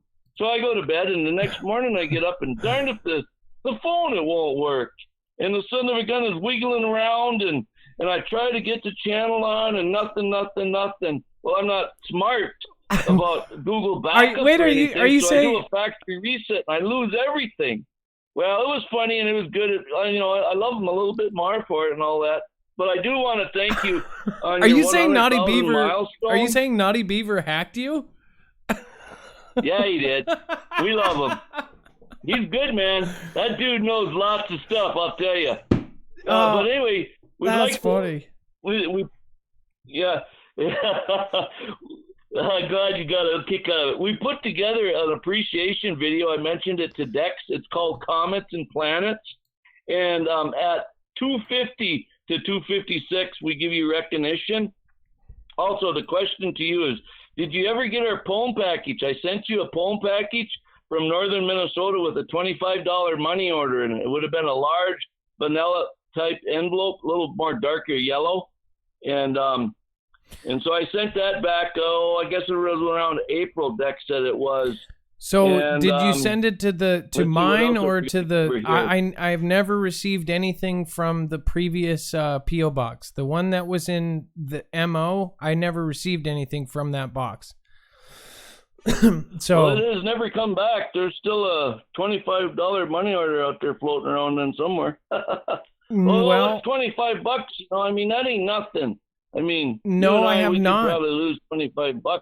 No, I am. Pardon me? I'm sorry to tell you, I've never received it. I apologize. I could have used it too. Excuse me. Sorry. If you look in the list of the videos, you'll find all those poem packages in there for all the subscribers. They're all free. If anybody would like hard copy, they can always send to the address. There's one in there also. Okay, that's awesome. Well, thank you. By the way, thank you. The point is that you sent it, and that's really amazing. So thank you for your support. You there? Yeah, I'm here. I just was getting a lap, so I turned you up and turned you down. Can you say something? I'll see if I can hear you on my phone. Yeah, sure. I'm all here. Maybe Okay, Naughty great. Beaver got you. Maybe Naughty Beaver's messing with your phone. Bros might be in on a little bit with them too. I have to ask you a question. Would you rather be told the truth, even though it might hurt or change your mindset, or would you rather be lied to about things in life? Give you an example. How we really started this nation when we came in and we took it from the earlier occupants. You know what I'm saying? We don't really have that taught in school. So maybe it applies to many things in life. Well, I believe. Would you rather have the truth? I would rather have the truth, but you know, Praise a lot of the time, that's not how the country works now. So, unfortunately, Yes, right. it's very far and few between. I've learned about algorithms and stuff. I wanted to share a quick poem that I had sent to the Donald Trump campaign committee 1 week before, and I told them, "You're going to be the president." This was 1 week before. I put it on my fax machine, and it was busy. I put it on redial. It stayed busy for 2 days straight, and finally it went through, and sure enough, Hillary didn't sit in the office. So it goes like this: friendly, godly joy or convicting love. To smile and bring joy throughout our day, Adam. Supposed to be the spirit of our God and Creator in us, we teach and say. May our love be about, not just with their own family and friends, no doubt.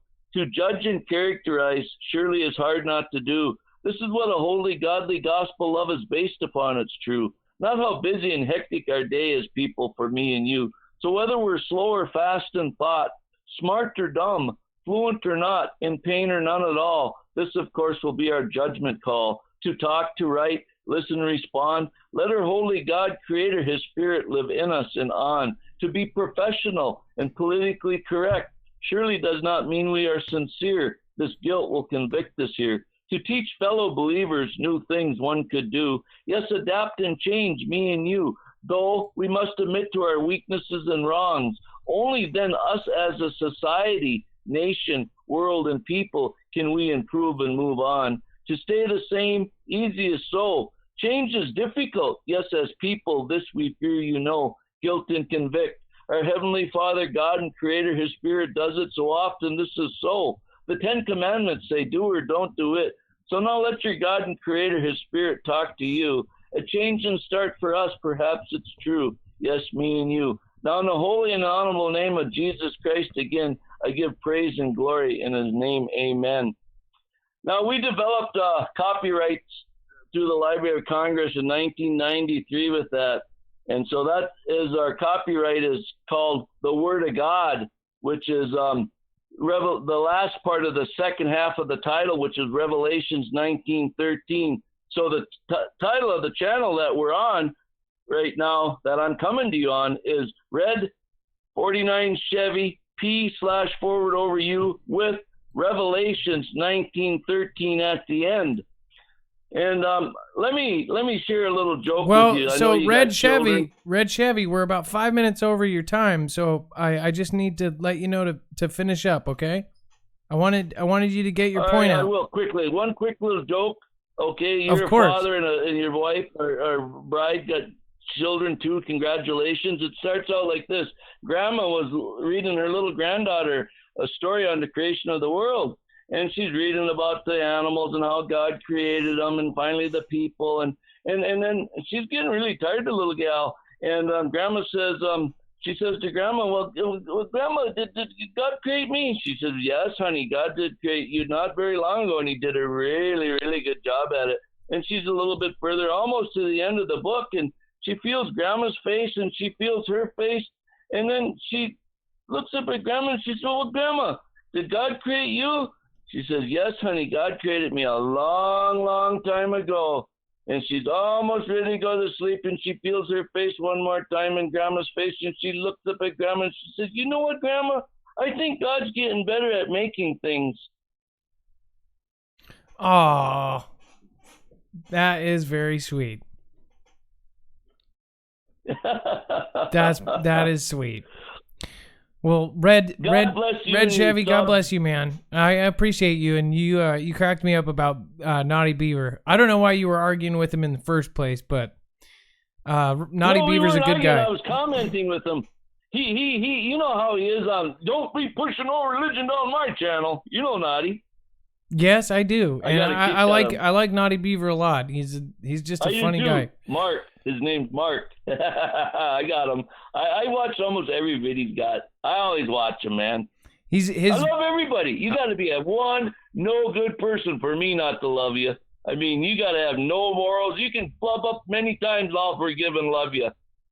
That's kind of how I feel about things. So you have a great night, Red Chevy, and you are my second favorite Canadian, sir. I'm Northern Minnesota. Oh, you're my first favorite Minnesotan then. God bless you guys. Take care. You're my favorite YouTube dude. All right, thank you. Have a good night, Red Chevy. Naughty's going to get mad at us, and Derek Bros and everybody else. Hey, I do make some videos about guys. I'm a little hard on them, but like you say, you got to have the truth. I showed your channel. You got a lot of new people subbed. Okay, have a good day, man. Bye-bye. Bye-bye.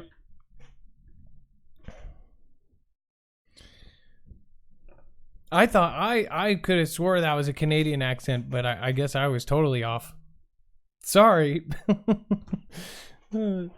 Hello, Brandon. You're live on Marfoogle TV. Hi, Adam. How are you today? Good. So, Brandon, it says here that you are calling about politics and research on Bible codes. First-time caller from North Carolina. Yes, sir. Go ahead. Okay, try to make this quick because I know I got 5 minutes. I'm trying to divulge a lot of information in a little bit of time. As far as politics go, as far as our president, he's going to get elected in 2020. How I'll convey that is in the second part of this about the Bible code stuff. I'm not really worried about him in 2020. I firmly believe that he has been ordained by God in this office. So really not worried about that. The tactics that the Dems are using to try to tear him down, nothing's going to prevail against him. My main topic I want to get to is Bible decoding. Do you know anything about that? Have you ever looked it up, studied it, heard of it? Yes, yes, and I watch a couple channels that do it. Are you somebody who does that yourself? I'm in the process of learning how to do it. I stumbled across a guy, and I think Dex had sent you a link to a guy named Steve Wires, and if I butchered his last name, I apologize. The guy's a little quirky. Seems like a godly man from what I've listened to. He picked up on this from another guy, which, I mean, I can't go into detail because of the time constraints, but he has pointed out several things where the chapters in the Bible actually correlate with years, our years. For instance, like Israel was developed or redeveloped in 1948. He links that to Psalms 48, which is well, I don't believe in coincidence, but it's just crazy. Psalms is the 19th book of the Bible, and then in the 48th verse, it talks about, gathering of his people again, and that's what happened in 1948. Sorry if I sound nervous. I'm the first time calling in for anything. No, that's all right. And it looks like his video too. It says Bible reveals conflict with Ryan in 2020. So he's basically that's his view that next year will be at conflict. I think I have seen him, or at least somebody has sent me one of his videos. Okay, good. Well, okay, so you have some familiarity with what I'm trying to tell you. I find his stuff credible just from what I have done research on. Of course, like I said, to get into the detail, it would take 30 minutes, an hour. So I just want people to see that link and actually go and listen to some of that stuff. It'll really wake you up, and it's just incredible. Well, so I pulled up his channel, and somebody asked if Bible codes is the same as gematria. I believe that is what Steve does, and he takes kind of the numerology of the Bible and connects it to current events. So if that's your thing, you definitely want to go check out Steve. I would encourage you to start a channel as well, and you know, for somebody who's just learning, you know, you could do a channel and say where you're at. And I know a lot of beginner folks would actually relate to that and just say, hey, I learned today that this and learned today that. Right. And see, the thing is, this is like, you know, icing of the cake type stuff. Bible coding actually goes deeper than what he's talking about. I have seen a couple of things that I'm also going to research after I break this and actually figure it out. You can actually find yourself in the Bible. You can find your birthday, your spouse, your death. You can find all that. Now, I haven't verified that yet, but I have seen it done, but I haven't done it on myself or anybody else, you know, prevalent in my life. But it can be done. I'm actually kind of surprised here. He's been, wow, he has been at, he's been doing this for 7 years. And he's just over 1,000. He's not. Yeah, he's not very known. A lot of people don't like him, and this is where I said he's kind of quirky. He is very against Donald Trump. He claims he's not, against DT. He is not. He claims he's not a Dem or a conservative, Republican, whatever you want to label. He says he just kind of floats in the middle, but he's very. If you listen to the videos, you can tell he does not care for DT. I was just surprised to see how much he's since his original video here at the top. I saw his recent, and he's aged about 8 years. So he's been at it for a long time. Well, just want to let you know we're about 2 minutes over. So Brandon, I appreciate your suggestion, and I did show it. Is there one more thing you wanted to say before you go? Yeah, sure. I just wanted to say I've been listening to your show about a year. I love your platform. It's absolutely phenomenal. I like the way you approach things with an open mind. I like how pretty much, I guess on a percentage scale, 95 to 98% of the people in here very open, receptive, and that's a great environment to be in, especially with the political environment. The political environment we're in today, it makes it hard to have a conversation, and your platform actually allows us to do that and not get nasty about it. So thank you for what you do. And as far as the YouTube channel goes, if I ever figure out how to do that, I will definitely, I would love to start a YouTube channel or, you know, something else. I've been looking at BitChute because of some of the constraints that YT has been, you know, placing on people and whatnot. Well, if you go over to BitChute to start out, that's a good thing too. You can get some practice under your belt, and you know you don't have to worry about many viewers at the beginning. But Brandon, you have a wonderful night, and it was a blessing talking to you, and you have a good one. And please call again, all right? Yes, I will. Thank you, Adam. Thank you for taking my call, and God bless you too. All right, have a good one. It's crazy to be, I noticed about 300 more people went over there, actually, which I'm sure it's just crazy. He's at 1.7 thousand, so 1,700 after 7 years. Just shows you, like, I hope people understand when we send 1,000 people over in one night, that's a huge deal. People spend, you know, I actually know people that have spent a decade on this platform and have not, you know, gotten that 1,000 yet. Hello, you are live on Marfoogle News. Is this Renee? It is Renee. Hi, how are you, Adam? Hey, how are you? So, I'm doing great. It looks like you are calling in about Navy moves ships into the high north as Arctic competition intensifies. So explain that. Yes. Well, there is an article from military.com, and it basically says that they are moving the Second Fleet into a temporary place over there in Keflavik. I don't know if I'm saying that, Iceland, in weeks to give the U.S. naval vessels more competitive edge. The guided missile cruise Normandy and destroyer Farragut have begun working in the harsh waters. Basically, I don't know if it's a standoff or whatever, but they're talking about Russia being up there. It's Russia's back door. So I don't know exactly how to take this article. Well, so there's always a lot of stuff going on up there, and a lot of it is very secretive. So it's right. So it says here, Navy moves ships into the high north as Arctic competition intensifies. The service's newly reestablished Second Fleet has stood up to a temporary expeditionary maritime operations center out of Keflavik, Iceland, in recent weeks to give U.S. naval vessels a more competitive edge in a region where international interest is growing, according to top service officials.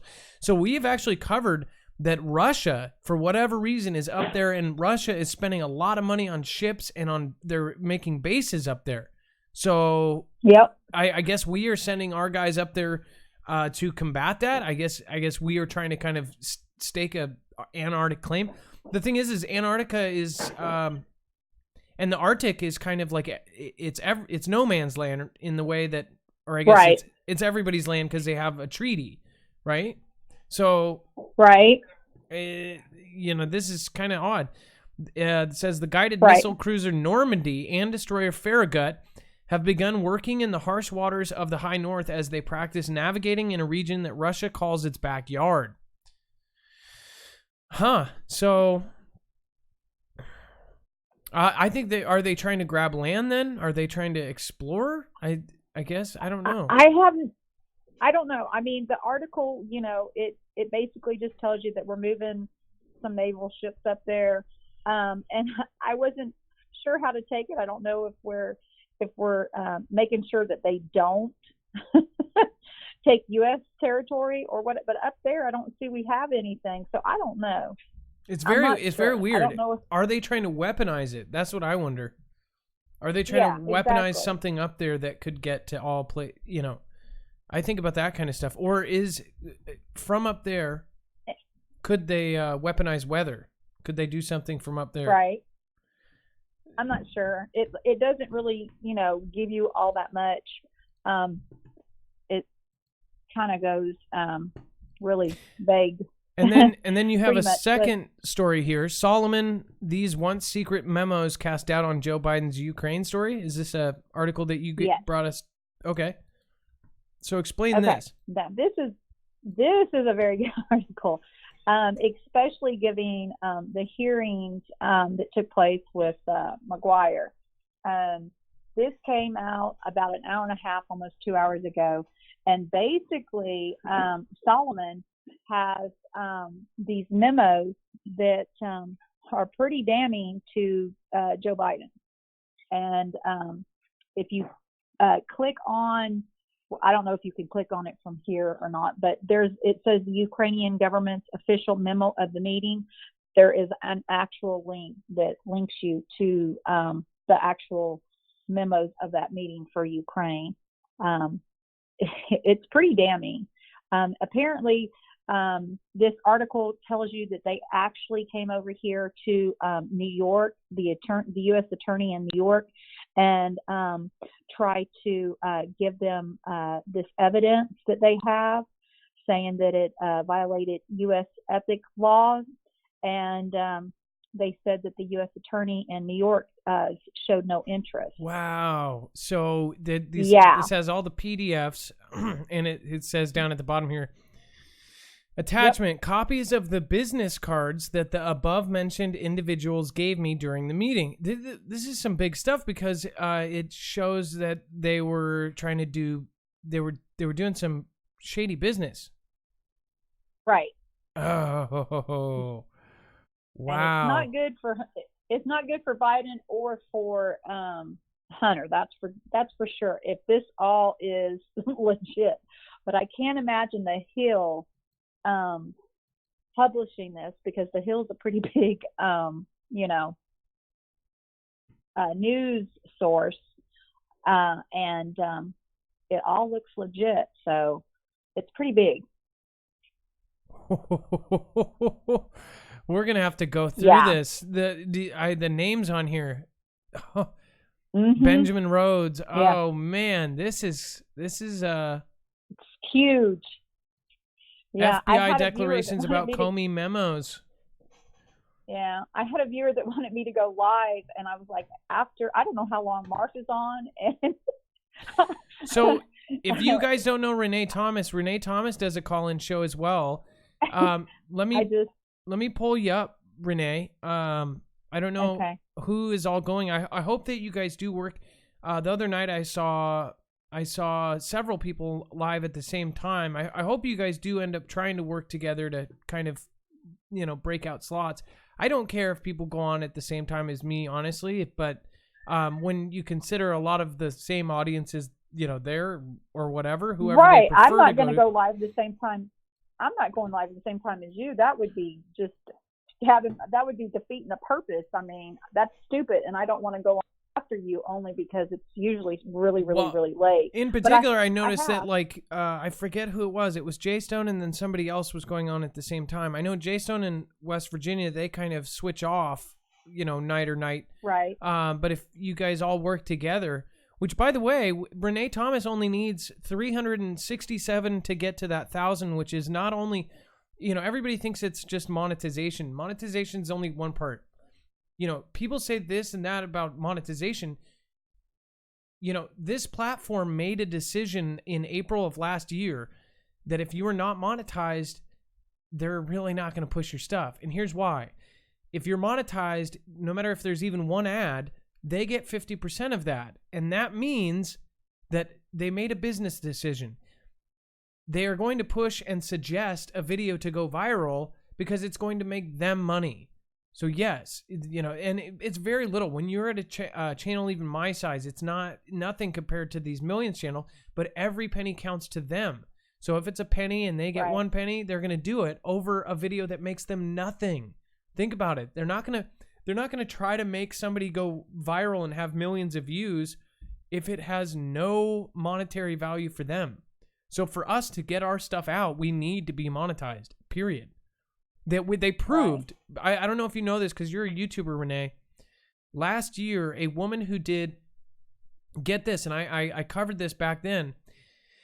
She is a educational YouTuber, and she was completely funded by her Patreon, by schools. So schools, actually teachers and schools, were paying her Patreon to support her because she never did an ad. She didn't turn on advertising. She didn't do monetization, and she was supported by Patreon. And that's how she was growing, because she was doing actual experiments. And she was she would make a talking scale, right? And she would actually solder the chips together, all that in her lab. And then she showed proof. A very intelligent woman literally showed proof of her own analytics that they gave us. And it proved in April, there was a decision last year that just literally dropped off. So her suggested videos, because she was not monetized, completely just hit a rock wall. And all of these other creators did too. So these are creators that actually did make money on YouTube through Patreon and other sources and chose not to do the advertising. They went, just crashed. So she proved, and she literally proved with her own analytics that they provided her, and without a shadow of doubt, like proof, absolute proof that they were doing that to creators. And by the way, that's a business decision that they made. I get it. But on the other Right. hand, people like you need to be monetized, because if you are, going to put all of your time and effort into this, I hope that people go over to Renee Thomas and subscribe. She has a live call-in show. She gets, a good chunk of the same, interesting callers that I do. So we all want to push each other up and to make sure that everybody's at that point so we can get everybody's words out there. So, well, you're already up to 704. We'll check back in on you at the end of the show. Those are some great articles you suggested, Renee, and we're going to have to dig into those. Okay. Thank you. And I just wanted to get that news out there because I thought that they were pretty interesting articles as well, especially the Solomon, and not knowing why we're sending Navy ships to the Arctic. Kind of crazy. Well, and it sounds like multiple, so we'll see what happens with that. But if you find out anything more, please let me know, Renee, and you have a wonderful night, and we will see you later. Okay. God bless you. All right. God bless you too. Much Bye-bye. love. All right. Let's see here.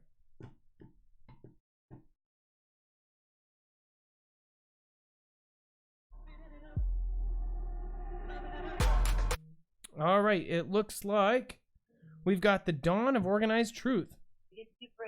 Hello, Dawn of Organized Truth. What is going on? Pretty much a lot's going on, Marf. Okay, so you got T-Man, impeachment, and paid actors. Be careful when you're talking about the actors. Don't say the C word. Oh, I'm not. Go ahead. What's going on? The situation with T-Man, the impeachment, and what the birds is trying to push on him. Yeah, there. Remember when you said that you think there's more going on? Let's just put it this way: it's more deeper than any of us thinks, and I believe right now it's time for everybody to start prepping a little more. Right, you're a prepper or not, it's better to be on the safe side. I agree with you, Don, and I think that especially around the fact that, all these things are happening all at once, I don't think the majority of people know how much of this is all connected. Well, I'm just letting you know, Marv, this whole thing is way deeper than any of us ever expected. How so, Don? You can go. You can explain. You know. I know that you don't call in very often, so go ahead and say your piece. Well, I would, but I'm trying to keep you safe, Marv. And I know certain things I might say, whether it's covered up or not, probably will be recognized, and I'm not trying to afford that. Well, I appreciate it. If there's anything else that you want to say, I guess you could say it on your channel as well. The Dawn of Organized Truth is right here. Of course, you guys may know him as is Sweet Jenna. But Marv, Sweet Jenna's husband as well. If you guys don't know him, you probably know his wife. They're both Foogle Family members that run channels of their own. Tell him after you. I just want to let you know you're doing a great job. I mean, holding the show and taking care of a family, you're awesome. I just want you to keep it up. Okay, well, thank you, Don. What about the actors you were saying? The paid actors? They're part of the ones that's doing the impeachment. I believe there's paid actors everywhere, actually. I do agree with that. There's let's just put it this way: everything that's being seen is not what people thinks it is. Trust me, it's deep. Well, Don, is there anything else you would like to say? I appreciate the compliments, and I did show your channel to make sure that people would go over there and show some love and show some Foogle love. Tell Well, Sweet Jenna says she want to let you know she said hi, and there's a active shooter, active pew pew. My apologies. So There's I an was active just pew pew, I was just looking that up, and Colorado. do you want to put her on for a second in the spirit of BOD Yeah. and Shannon? We always get everybody involved. I did Hi, find. Marv. Hey, sweet Jenna.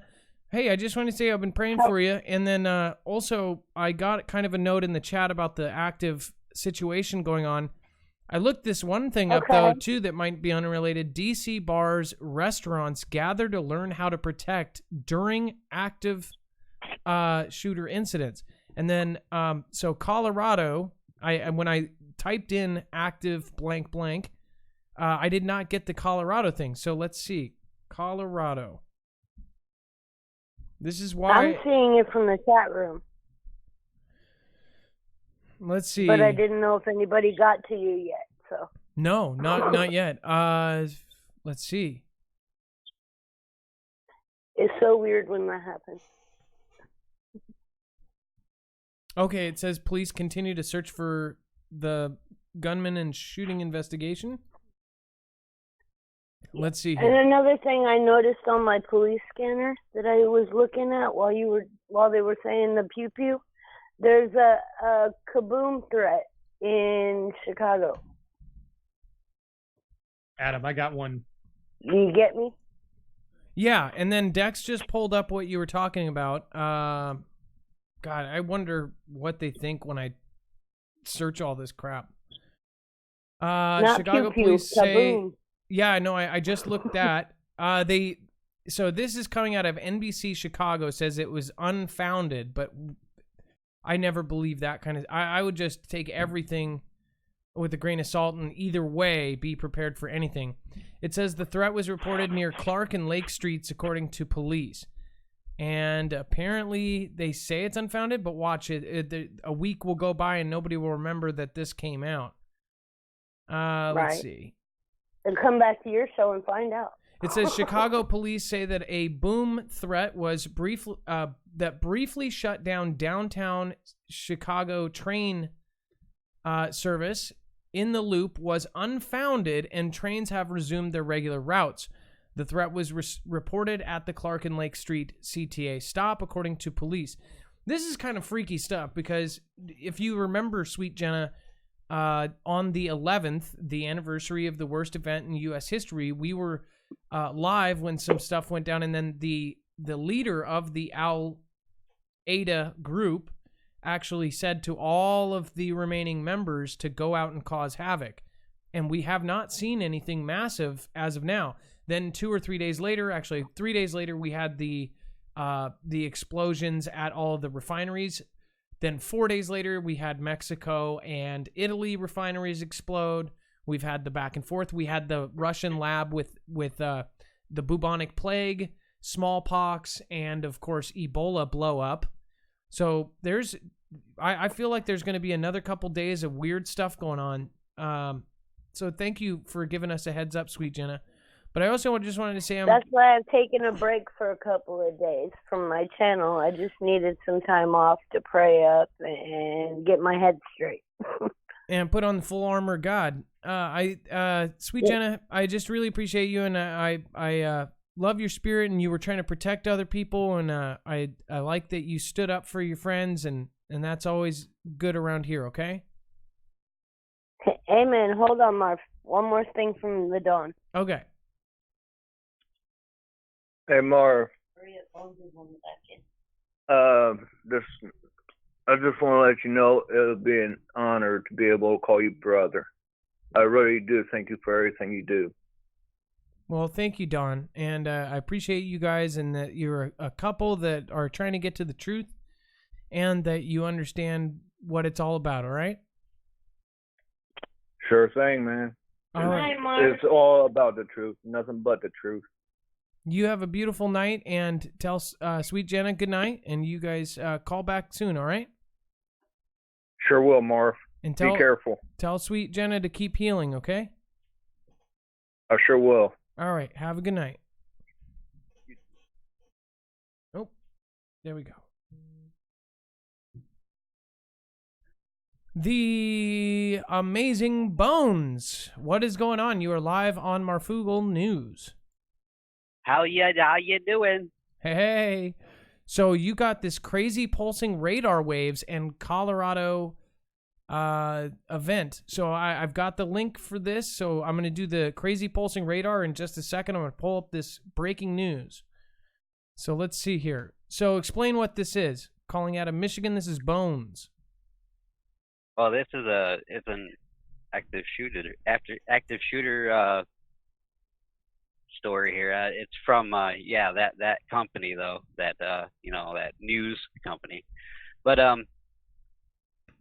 this is another thing just to I don't know. This is crazy. What is this? So I'm first doing the radar. It looks like these weird circular routes. I mean, obviously something's on the ground that produces some sort of anti-radar. Like, what is that? We saw that before. I don't know. Actually, so let me get back to that. It's like what we seen before with when Fringe Files called in, and it's just been going on and on and on. It's all in the southwest or southeast, from Texas all the way over. So wait, and this isn't. I don't know. People have been watching these for years. Isn't this like kind of a new thing? These circles. I think nobody's just noticed it. If so on that radar, it's called My Radar. If you put it on the HD, the high definition part, it doesn't even show it on there. Weird. But when you show it on the classic, it shows all of that. So you know how everybody wants their HD, they won't even see it.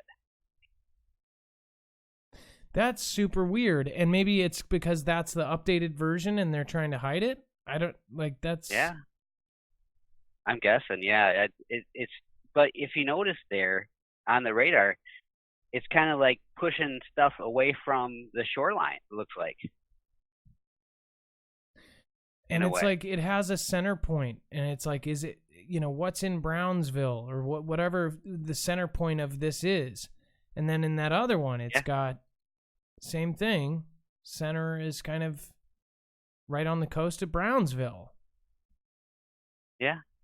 And it looks like it's just shooting off into Mexico. And then over here, you got the center point kind of on the coastline of in Texas, in Houston. What are those?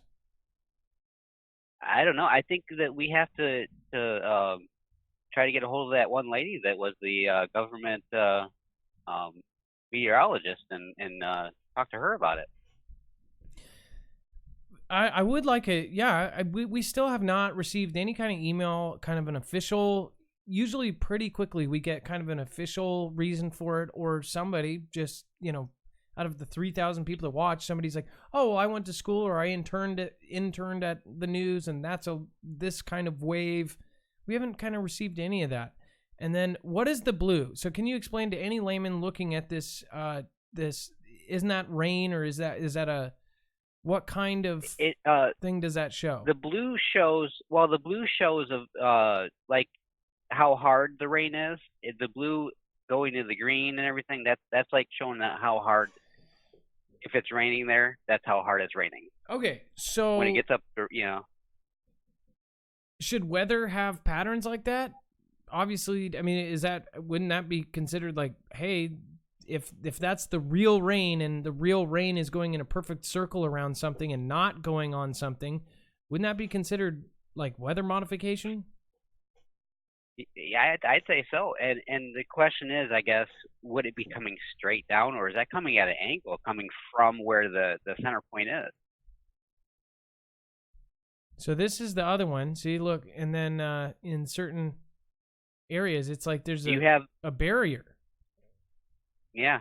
Do you have the one that has 3 of them in it? Would that be the one with Corpus Christi at the center, Houston, and then Brownsville? No, it's further up. I think I'm not sure. How many do you got there? I've got 3. Right there. Right there. There's 3 of them. 1, 2, 3. I actually think I see 4. Yeah. Look at that. You can see the circles around it here, here, and here. Yep. You see that? There's 4 there. Yep. And then up here, I almost see it. But what we were talking about is if this is correct, and if this is the radar, right? Yeah. Well, that's not how it works, right? So it should be picking up rain in this circle, not outside of this circle. Yeah. Do you guys see what I plus, mean? you know, that's not how any of this works. And plus, right up through the center of those 4, you know what that is, right? That's the Madrid fault line. Whoa, whoa, whoa. Wait a second. Let's go back up to this one with the... So these 4, and then in this picture, the new Madrid fault line, it goes all the way up this. Yeah, and directly the center of that picture is Memphis, or West Memphis, or yeah, that's Memphis. Not that one. It's the one with the 4 is the Madrid. That one. Yeah. Why would it be all around? That's what I'm wondering. Some sort of technology? I don't know. Would they maybe possibly trying to make something happen there with the fault line? Oh, that's a scary I thought. seen somebody in chat there said magnetic. Oh. If anyone has a kind of a explanation for this, I would love to hear it. And it seems like these are becoming more and more, I guess, common, right?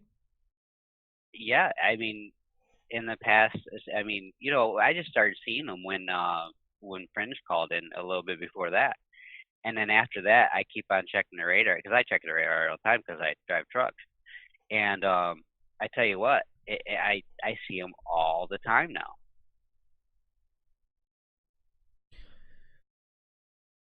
I'm just wondering if we can figure out what this is and see if there's a pattern. I would almost write down when you see them in the times of the day and see if there's something that's triggering, like at 3:04 p.m. every day it happens, or once every 2 weeks it happens.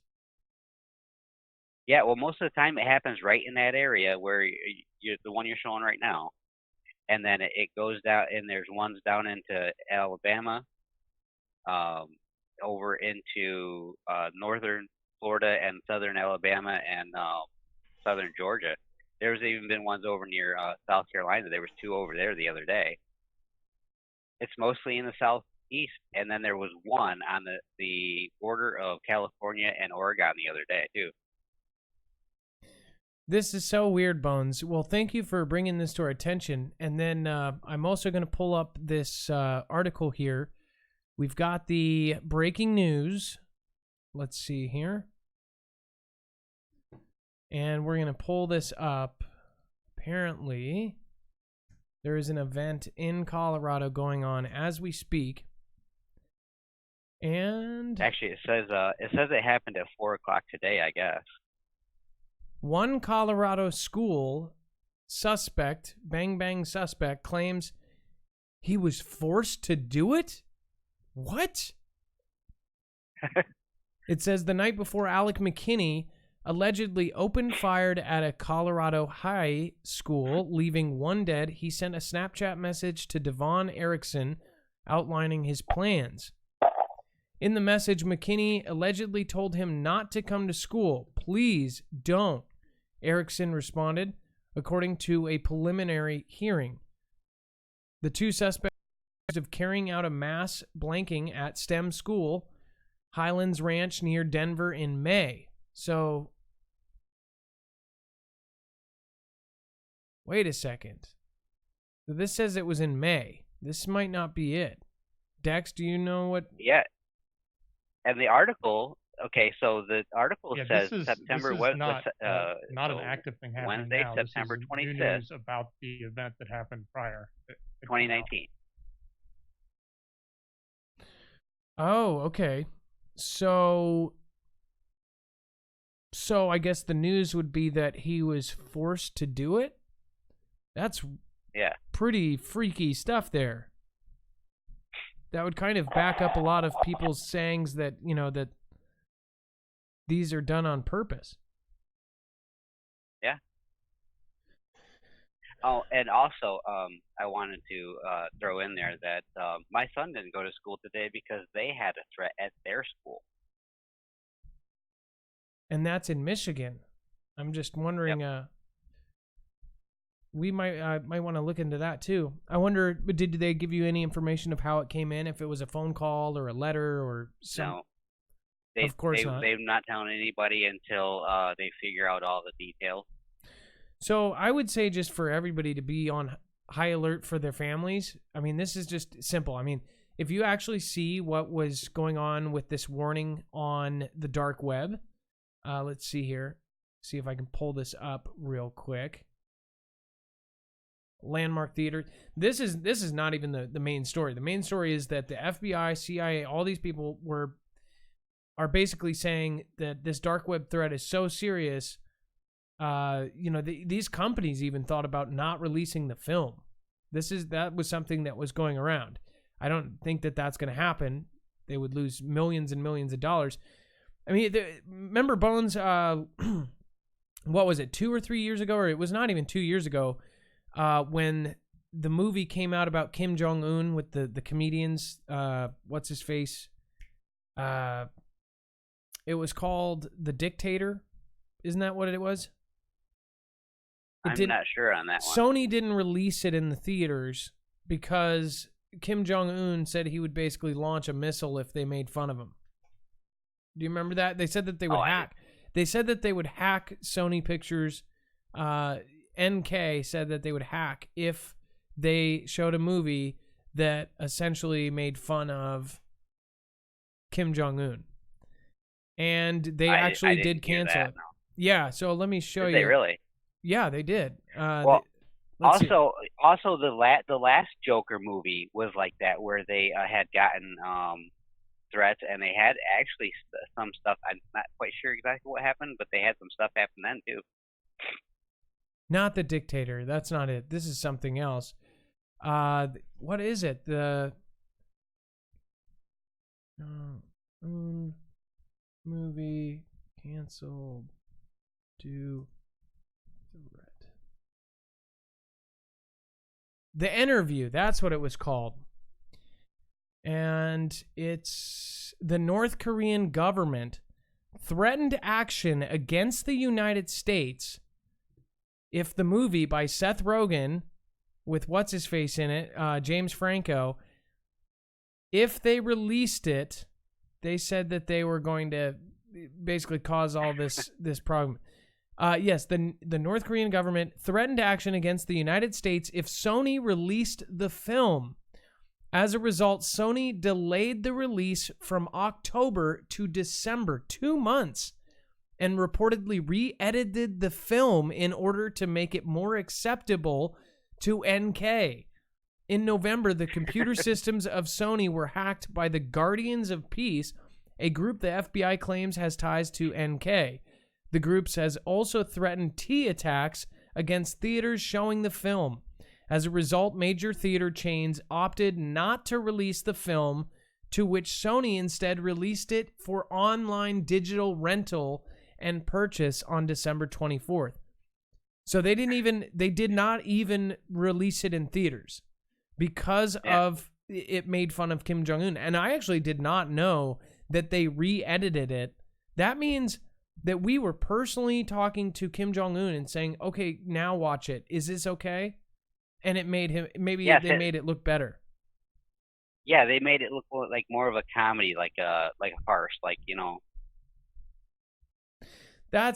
And they made him look almost cool in the movie, like he was, that he was a nice guy. I wonder what the original frickin' film was then. It was still a comedy, but I wonder how they made him look before that. I want to see the original version of that, man. If only we could get that. Well, apparently the same thing. The Joker, there's a serious threat against the Joker being released. Of course, there's the history of the Colorado, the event that happened in Colorado with the kid that dressed up as the Joker. And now there's a very serious threat that they are taking in.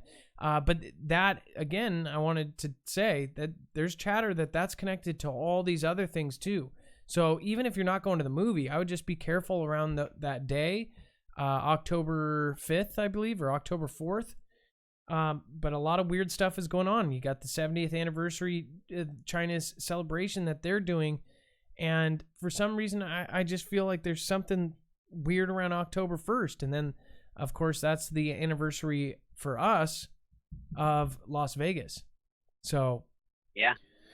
All right, man. Well, Bones, is there anything else that you wanted to point out before you go? Oh, yeah. Sunday, we have a meetup going on in Mount Clemens at Bath City Bistro. We're hopefully going to get a Skype call to you.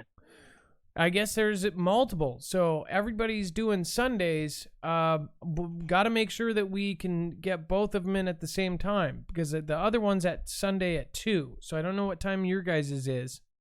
Yeah, no, that's the one. Okay, that's all right, good. We're talking about. Yeah. All right, good. Yeah, because I shot that over to Dex, and he was talking about it. Okay, yeah, no, I'll be there. I'll see you on Sunday then. Okay, dokie. All right, you guys have a good night, and I'm excited for the meeting. If you're in Michigan, again, can you tell them where it is? It's at Bath City Bistro. Bath City Bistro in Michigan, if you want to go meet the rest of the Foogles. A lot of people are like, every single meeting I've been to, everybody has said like they thought it was going to be one thing and it was another or this. It's always been super cool people when they come together. It's not like, it's so cool because after seeing and meeting everybody, and usually I get passed around by a phone or sit there on a laptop, it's like everybody immediately just connects and clicks together. It's not like you're in a weird room with a bunch of tinfoil hat wearing people. It's like you're in a room and everybody's having fun. And I guess a lot of people have kind of commented that it's like a lot like the chat room, but in real life. So I thought it was super cool. And guess who else is going to be there? Who? Possibly. Road to Prison might be there. Nice. That is so cool. Well, I hope Road to Prison does show up, and I hope you guys have a great time. Cool. All right, man. Well, Bones, I'll see you there, and you have a great night. Okay, well, you have a good one, too. All right, I'll see you later. Bye-bye. That is too cool. It's really awesome to see people meeting. Those are the more important. You guys meeting up and planning stuff outside of this, outside of the online world, that is one of the most important points of this entire show. When shit does hit the fan, I hope you guys are all linked up. I really do. And it's going to happen soon, in my opinion, so please get together. All right, let's see here. Dex, amazing calls. You know, we keep talking about the Joker movie and the threat that's out about that. I just read that the original theater, I don't want to name it, Colorado, is not showing it intentionally. Obviously, for and I say original, I mean the one that played The Dark Knight at that event years ago. But I guess they petitioned not to show it there. Show the movie. Oh, so what was that called? It's at this famous name theater, like everybody knows. Well, I can't remember the name of the theater. The city was Aurora. That's right. Yeah. And with everything that's going on in Colorado, that's definitely yeah. I wouldn't want that to. I wouldn't want to show that film either if I owned the theater. Well. Yeah. Yeah. Especially after having that as in your history. Well, Dex, thank you for screening. Thank you for doing an amazing job. Yeah. Got us some breaking news, and I appreciate you. Is there one more thing you want to add? No, that's it. Thanks, everybody, and God bless. You guys have a wonderful night.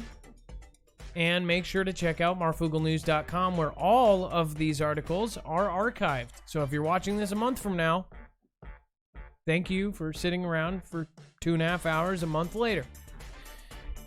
And now it is officially time for me to make a fool out of myself. It's not an outro. It's not a shout out.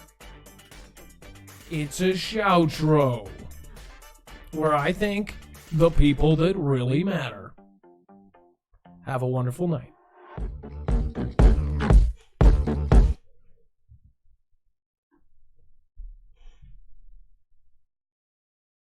And the music stops. There we go.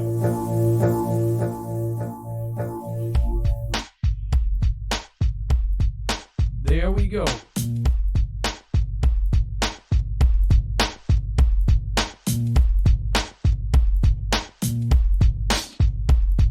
Thank you, Awake to the Truth, BZ, Mark Hall, Justice Lachey, Mystics Walk, Brian Knight, Diane Omen, and The Right, Person to the Left of Wide Awake and Angry, Josh Connor and a Small Stone, Hank Smitty and April Osbone. You're all welcome here. Thank you for being on. Superman, grand, going down to the man, saying hello. 50 Shades of Life and CD Buzz Beyond, Mr. Family, Jay Lebowski and Renee Thomas and Hopkinson, LCJC Family, welcome back. Now it's Learning Truth.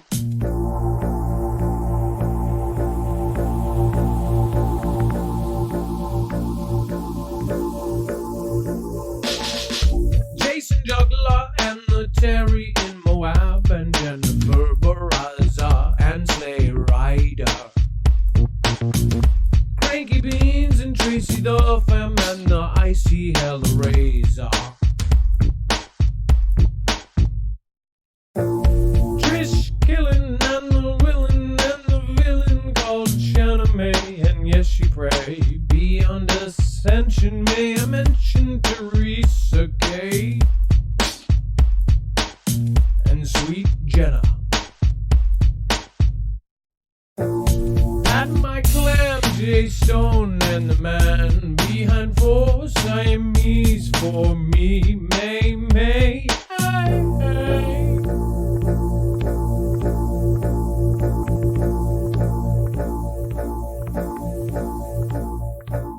And don't forget that the people around you might just save your life one day. When everything hits the fan, get behind your fellow man. Pretty easy rhyme. Now let's do the time.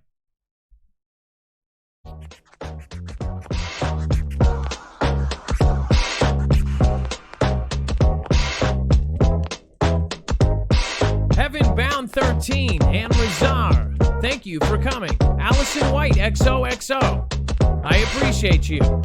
Carolyn Boggs, Ashley Woodward, and Janess Price, thank you. You aren't half as awesome as me, because you're awesome and nice. Jesus loves you, Joni 222, Raymond Rip Girl, Sarah Calabro and May, thank you for hanging out with May, and Guther and Broken 2. Hang out with Joy Cuth and Keith, and you knew what we do and really gotta reverse it. Rick Cloud Watcher, Randy Newman, Helen Bushel, Liz Vapid, kicking it with Sylvia, and the Icy Hellraiser.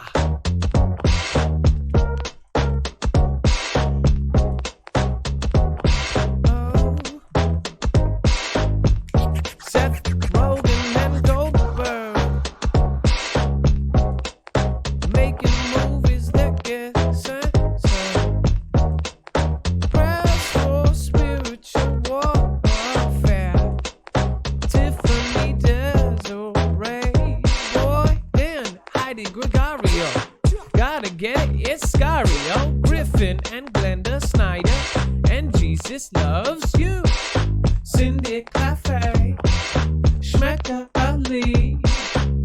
Lisa McDonald and the Rapture Girl now.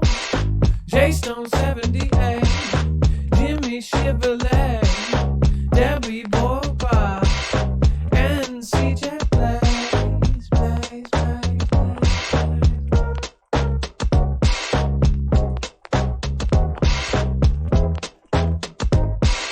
The Walking Carpet Galactic Ride. Hello, Lexi with Dex. It's all about that bona fide love that goes on between all of us. Now I just want to say a special thank you to all of you that hang out every night. Stefan Diaz, as always, thanks for everything you do, Adam and Fam. Regina Baby, thank you for subscribing. Stephen Katz, thank you for having a name from a 90s cartoon. And Z-Dub, Major Fine Marf. Please watch Amazing Polly's last 4 videos, Major Uncover, that will make sense of all the Steve State beginnings. I promise you and the fam a great reveal. Love you, still lots. God bless. Please watch it. I really appreciate it. Everybody loves going on the way.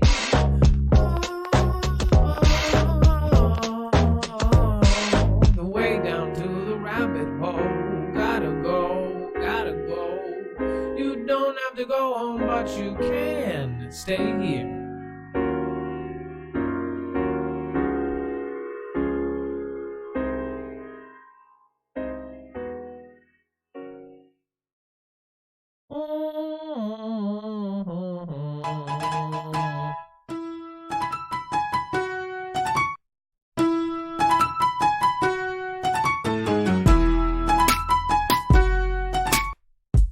T.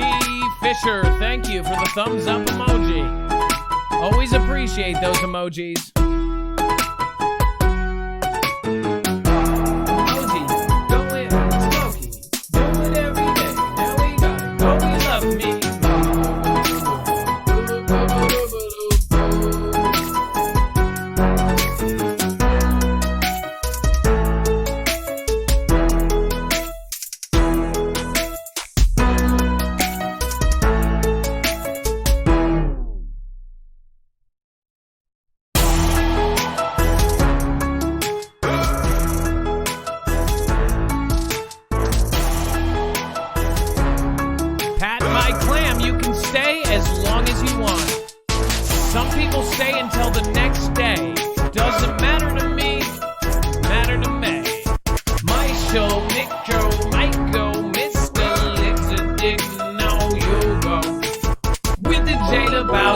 Going on her way down. Bones and the old rider got a schmackle-schmackle-lee. Rizzo, Lisa McDonald, and Beyonce Sanchez, and a Adelia Green guy.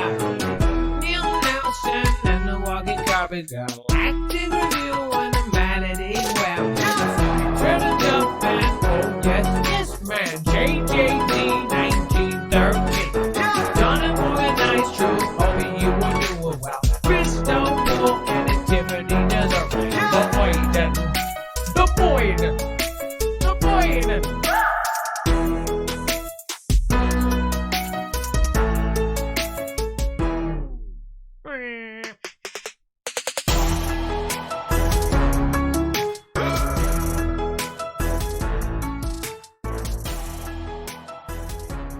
Uh-oh, it's time to say goodnight. But not before we smack and lab it. We smacking rapping, we collabing with all the Foogle Fam. Dennis Flagel, oh yeah man, or at least going by the man. Gene Dizzy Doze, going now we doze on. Ashley Marie, hi. I think I know you, Ashley Marie. What are you doing here? Melody Webb and the rest of them, going back and down and them, Rebecca Fisher and the Amy Coley.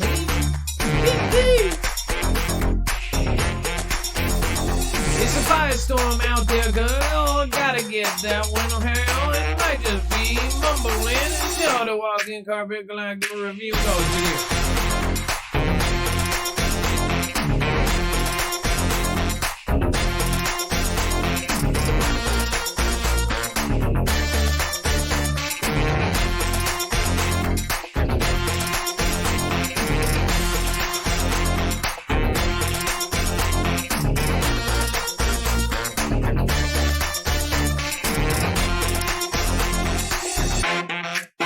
the Crazy Mexican.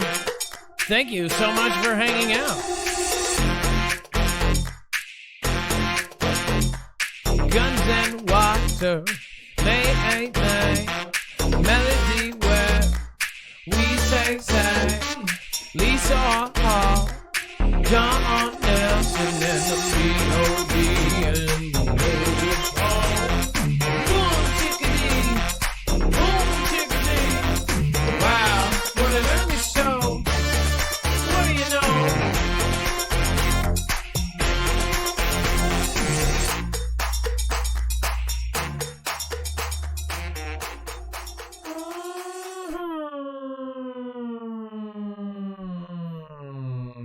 Winding down.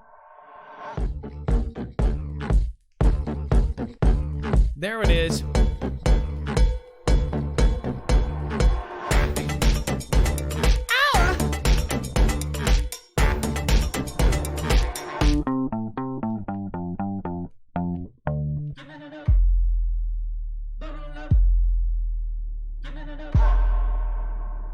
Asking who my sister is. I say, which one? I grew up with 3. Hey, Raymond Rip Curl. Nice to see you. Here a man and not a girl. Hey, Joy Keith. Hanging with Carolyn Boggs. Going down the road, it's Wesley and the Oggs. Oggs is a vet. The Tower 63. April Osborne isn't born yet. Now we're traveling back in time with the twinkle tulip right between us. Number 6 son. DJ Blaze going on that ride with Glenda Snyder right behind her and beside West Virginia Brooklyn Mine and EMC. Christina Lane. Imagine at that time of the month, John. Rebel Snuffle, Pat McClain, Joni, Robert Arias. Imagine when you see that in the garbage can. You run, you run, you run, man. It's all on the same cycle, buddy. I left and I never came back. I sent the peace emojis. I was out of there. Roger Cunningham, LCJC, Lisa Hall, oh let's get lazy, Carrie C, bringing that Trinity, great show, great love, great and only D, Bonnie Mullins, Cindy Jones, Victory, and everyone, Derek B, EMC, and I can't forget my man, the wonderful Flying Turtle Japan, Alish and Sylvia Mendoza, Laura Hall, good morning.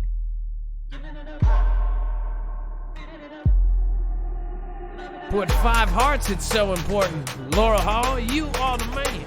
Woman, I mean. Kevin Smith, what a chicken bee. 7 Mile Detroit, Blade, Icewood, Cheddar, oh boy.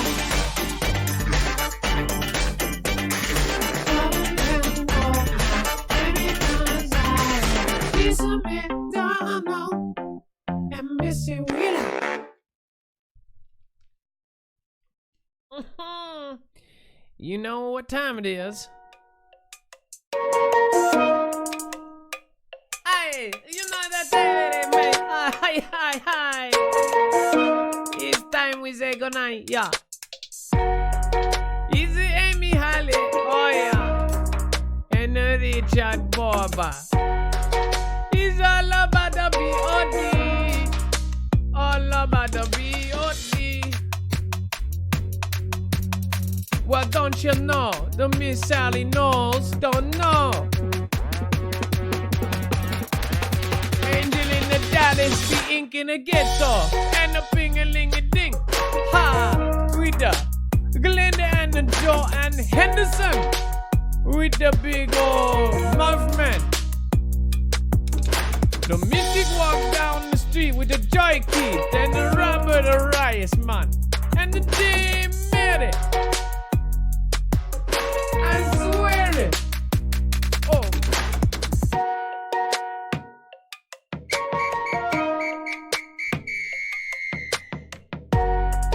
Now we found that we got to go all the way. We've got to lift each other up now, my man.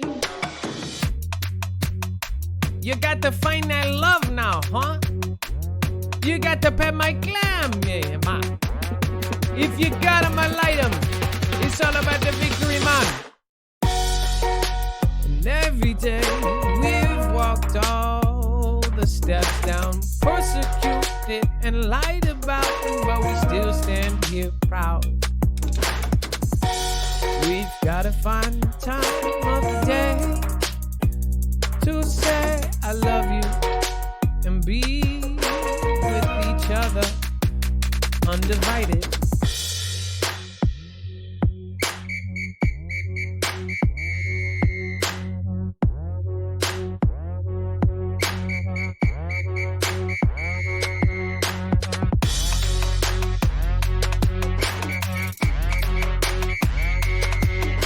A bum, a mother mob, a diriza, a luga-laga.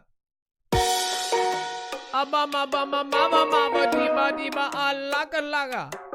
It's Grandmom D and the Bring It Carry CBOD and the Star 63.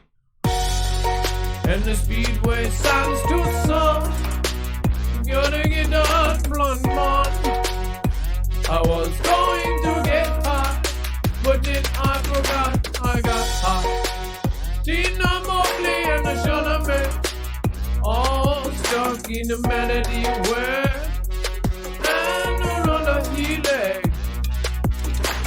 Got my legs stuck in a Elvis Bay and a Trinity red pill or blue pill. Cindy clapping and they be clapping for the Shooty Brown and the rest of way.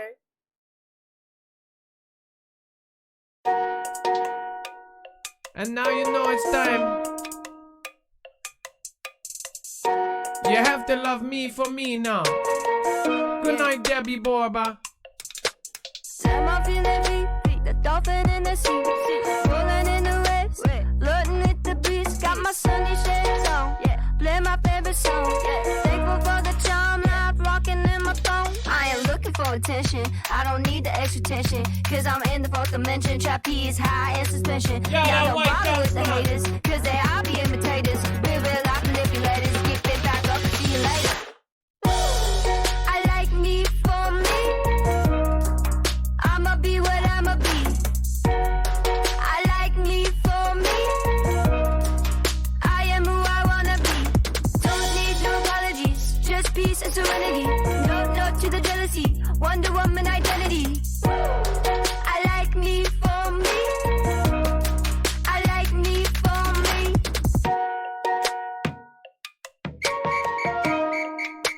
JM man, your name is just fine. You know how that shit feels. You think it's out of space, but I know that it is real. Sipping Chapo Chico, La Coca Puerto Rico.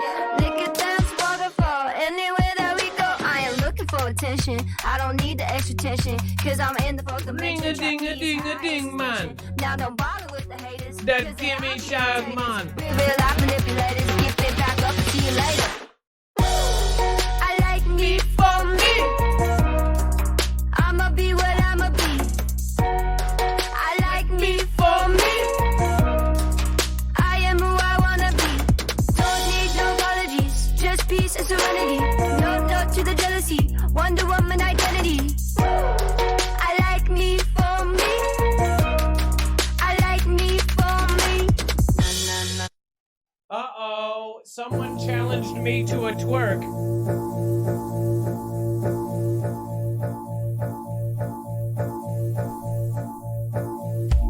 Maybe I do want to embarrass myself.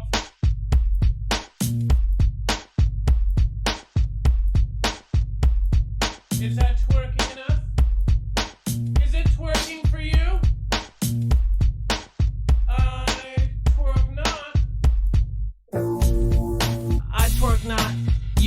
so we love you.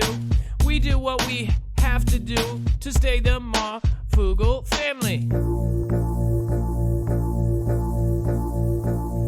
What a twerk. What a big fat twerk. What a big fat twerk that we go. Now we've gotta go the road that we've chose for ourselves, and you gotta go get some help.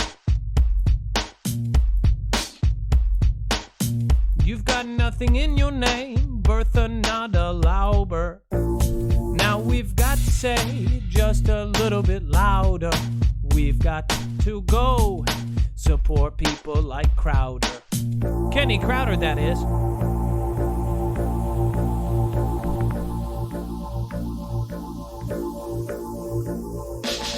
I see the way that you look at him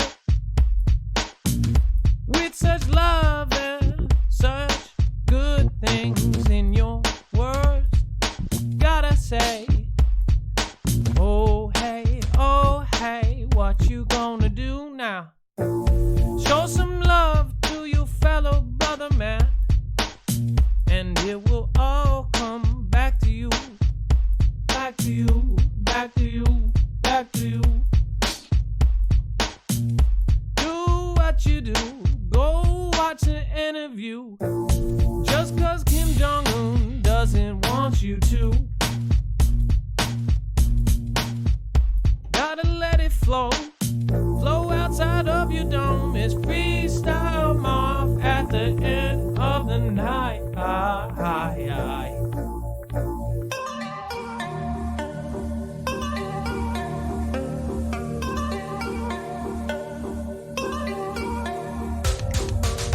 Praise Jesus for everything he's done for me, and he will provide no matter who you are, as long as you go find your inner self now.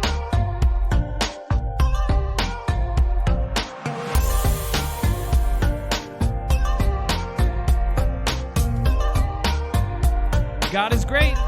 Love you. Be safe, be prepared, and Marf out.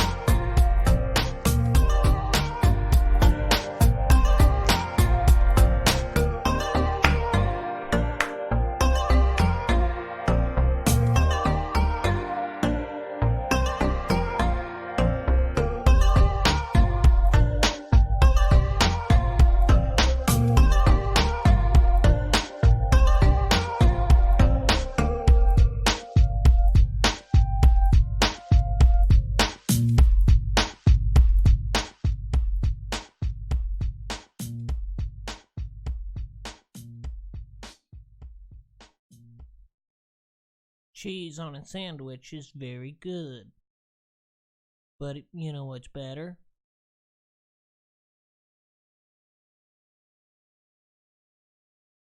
Unprocessed cheese.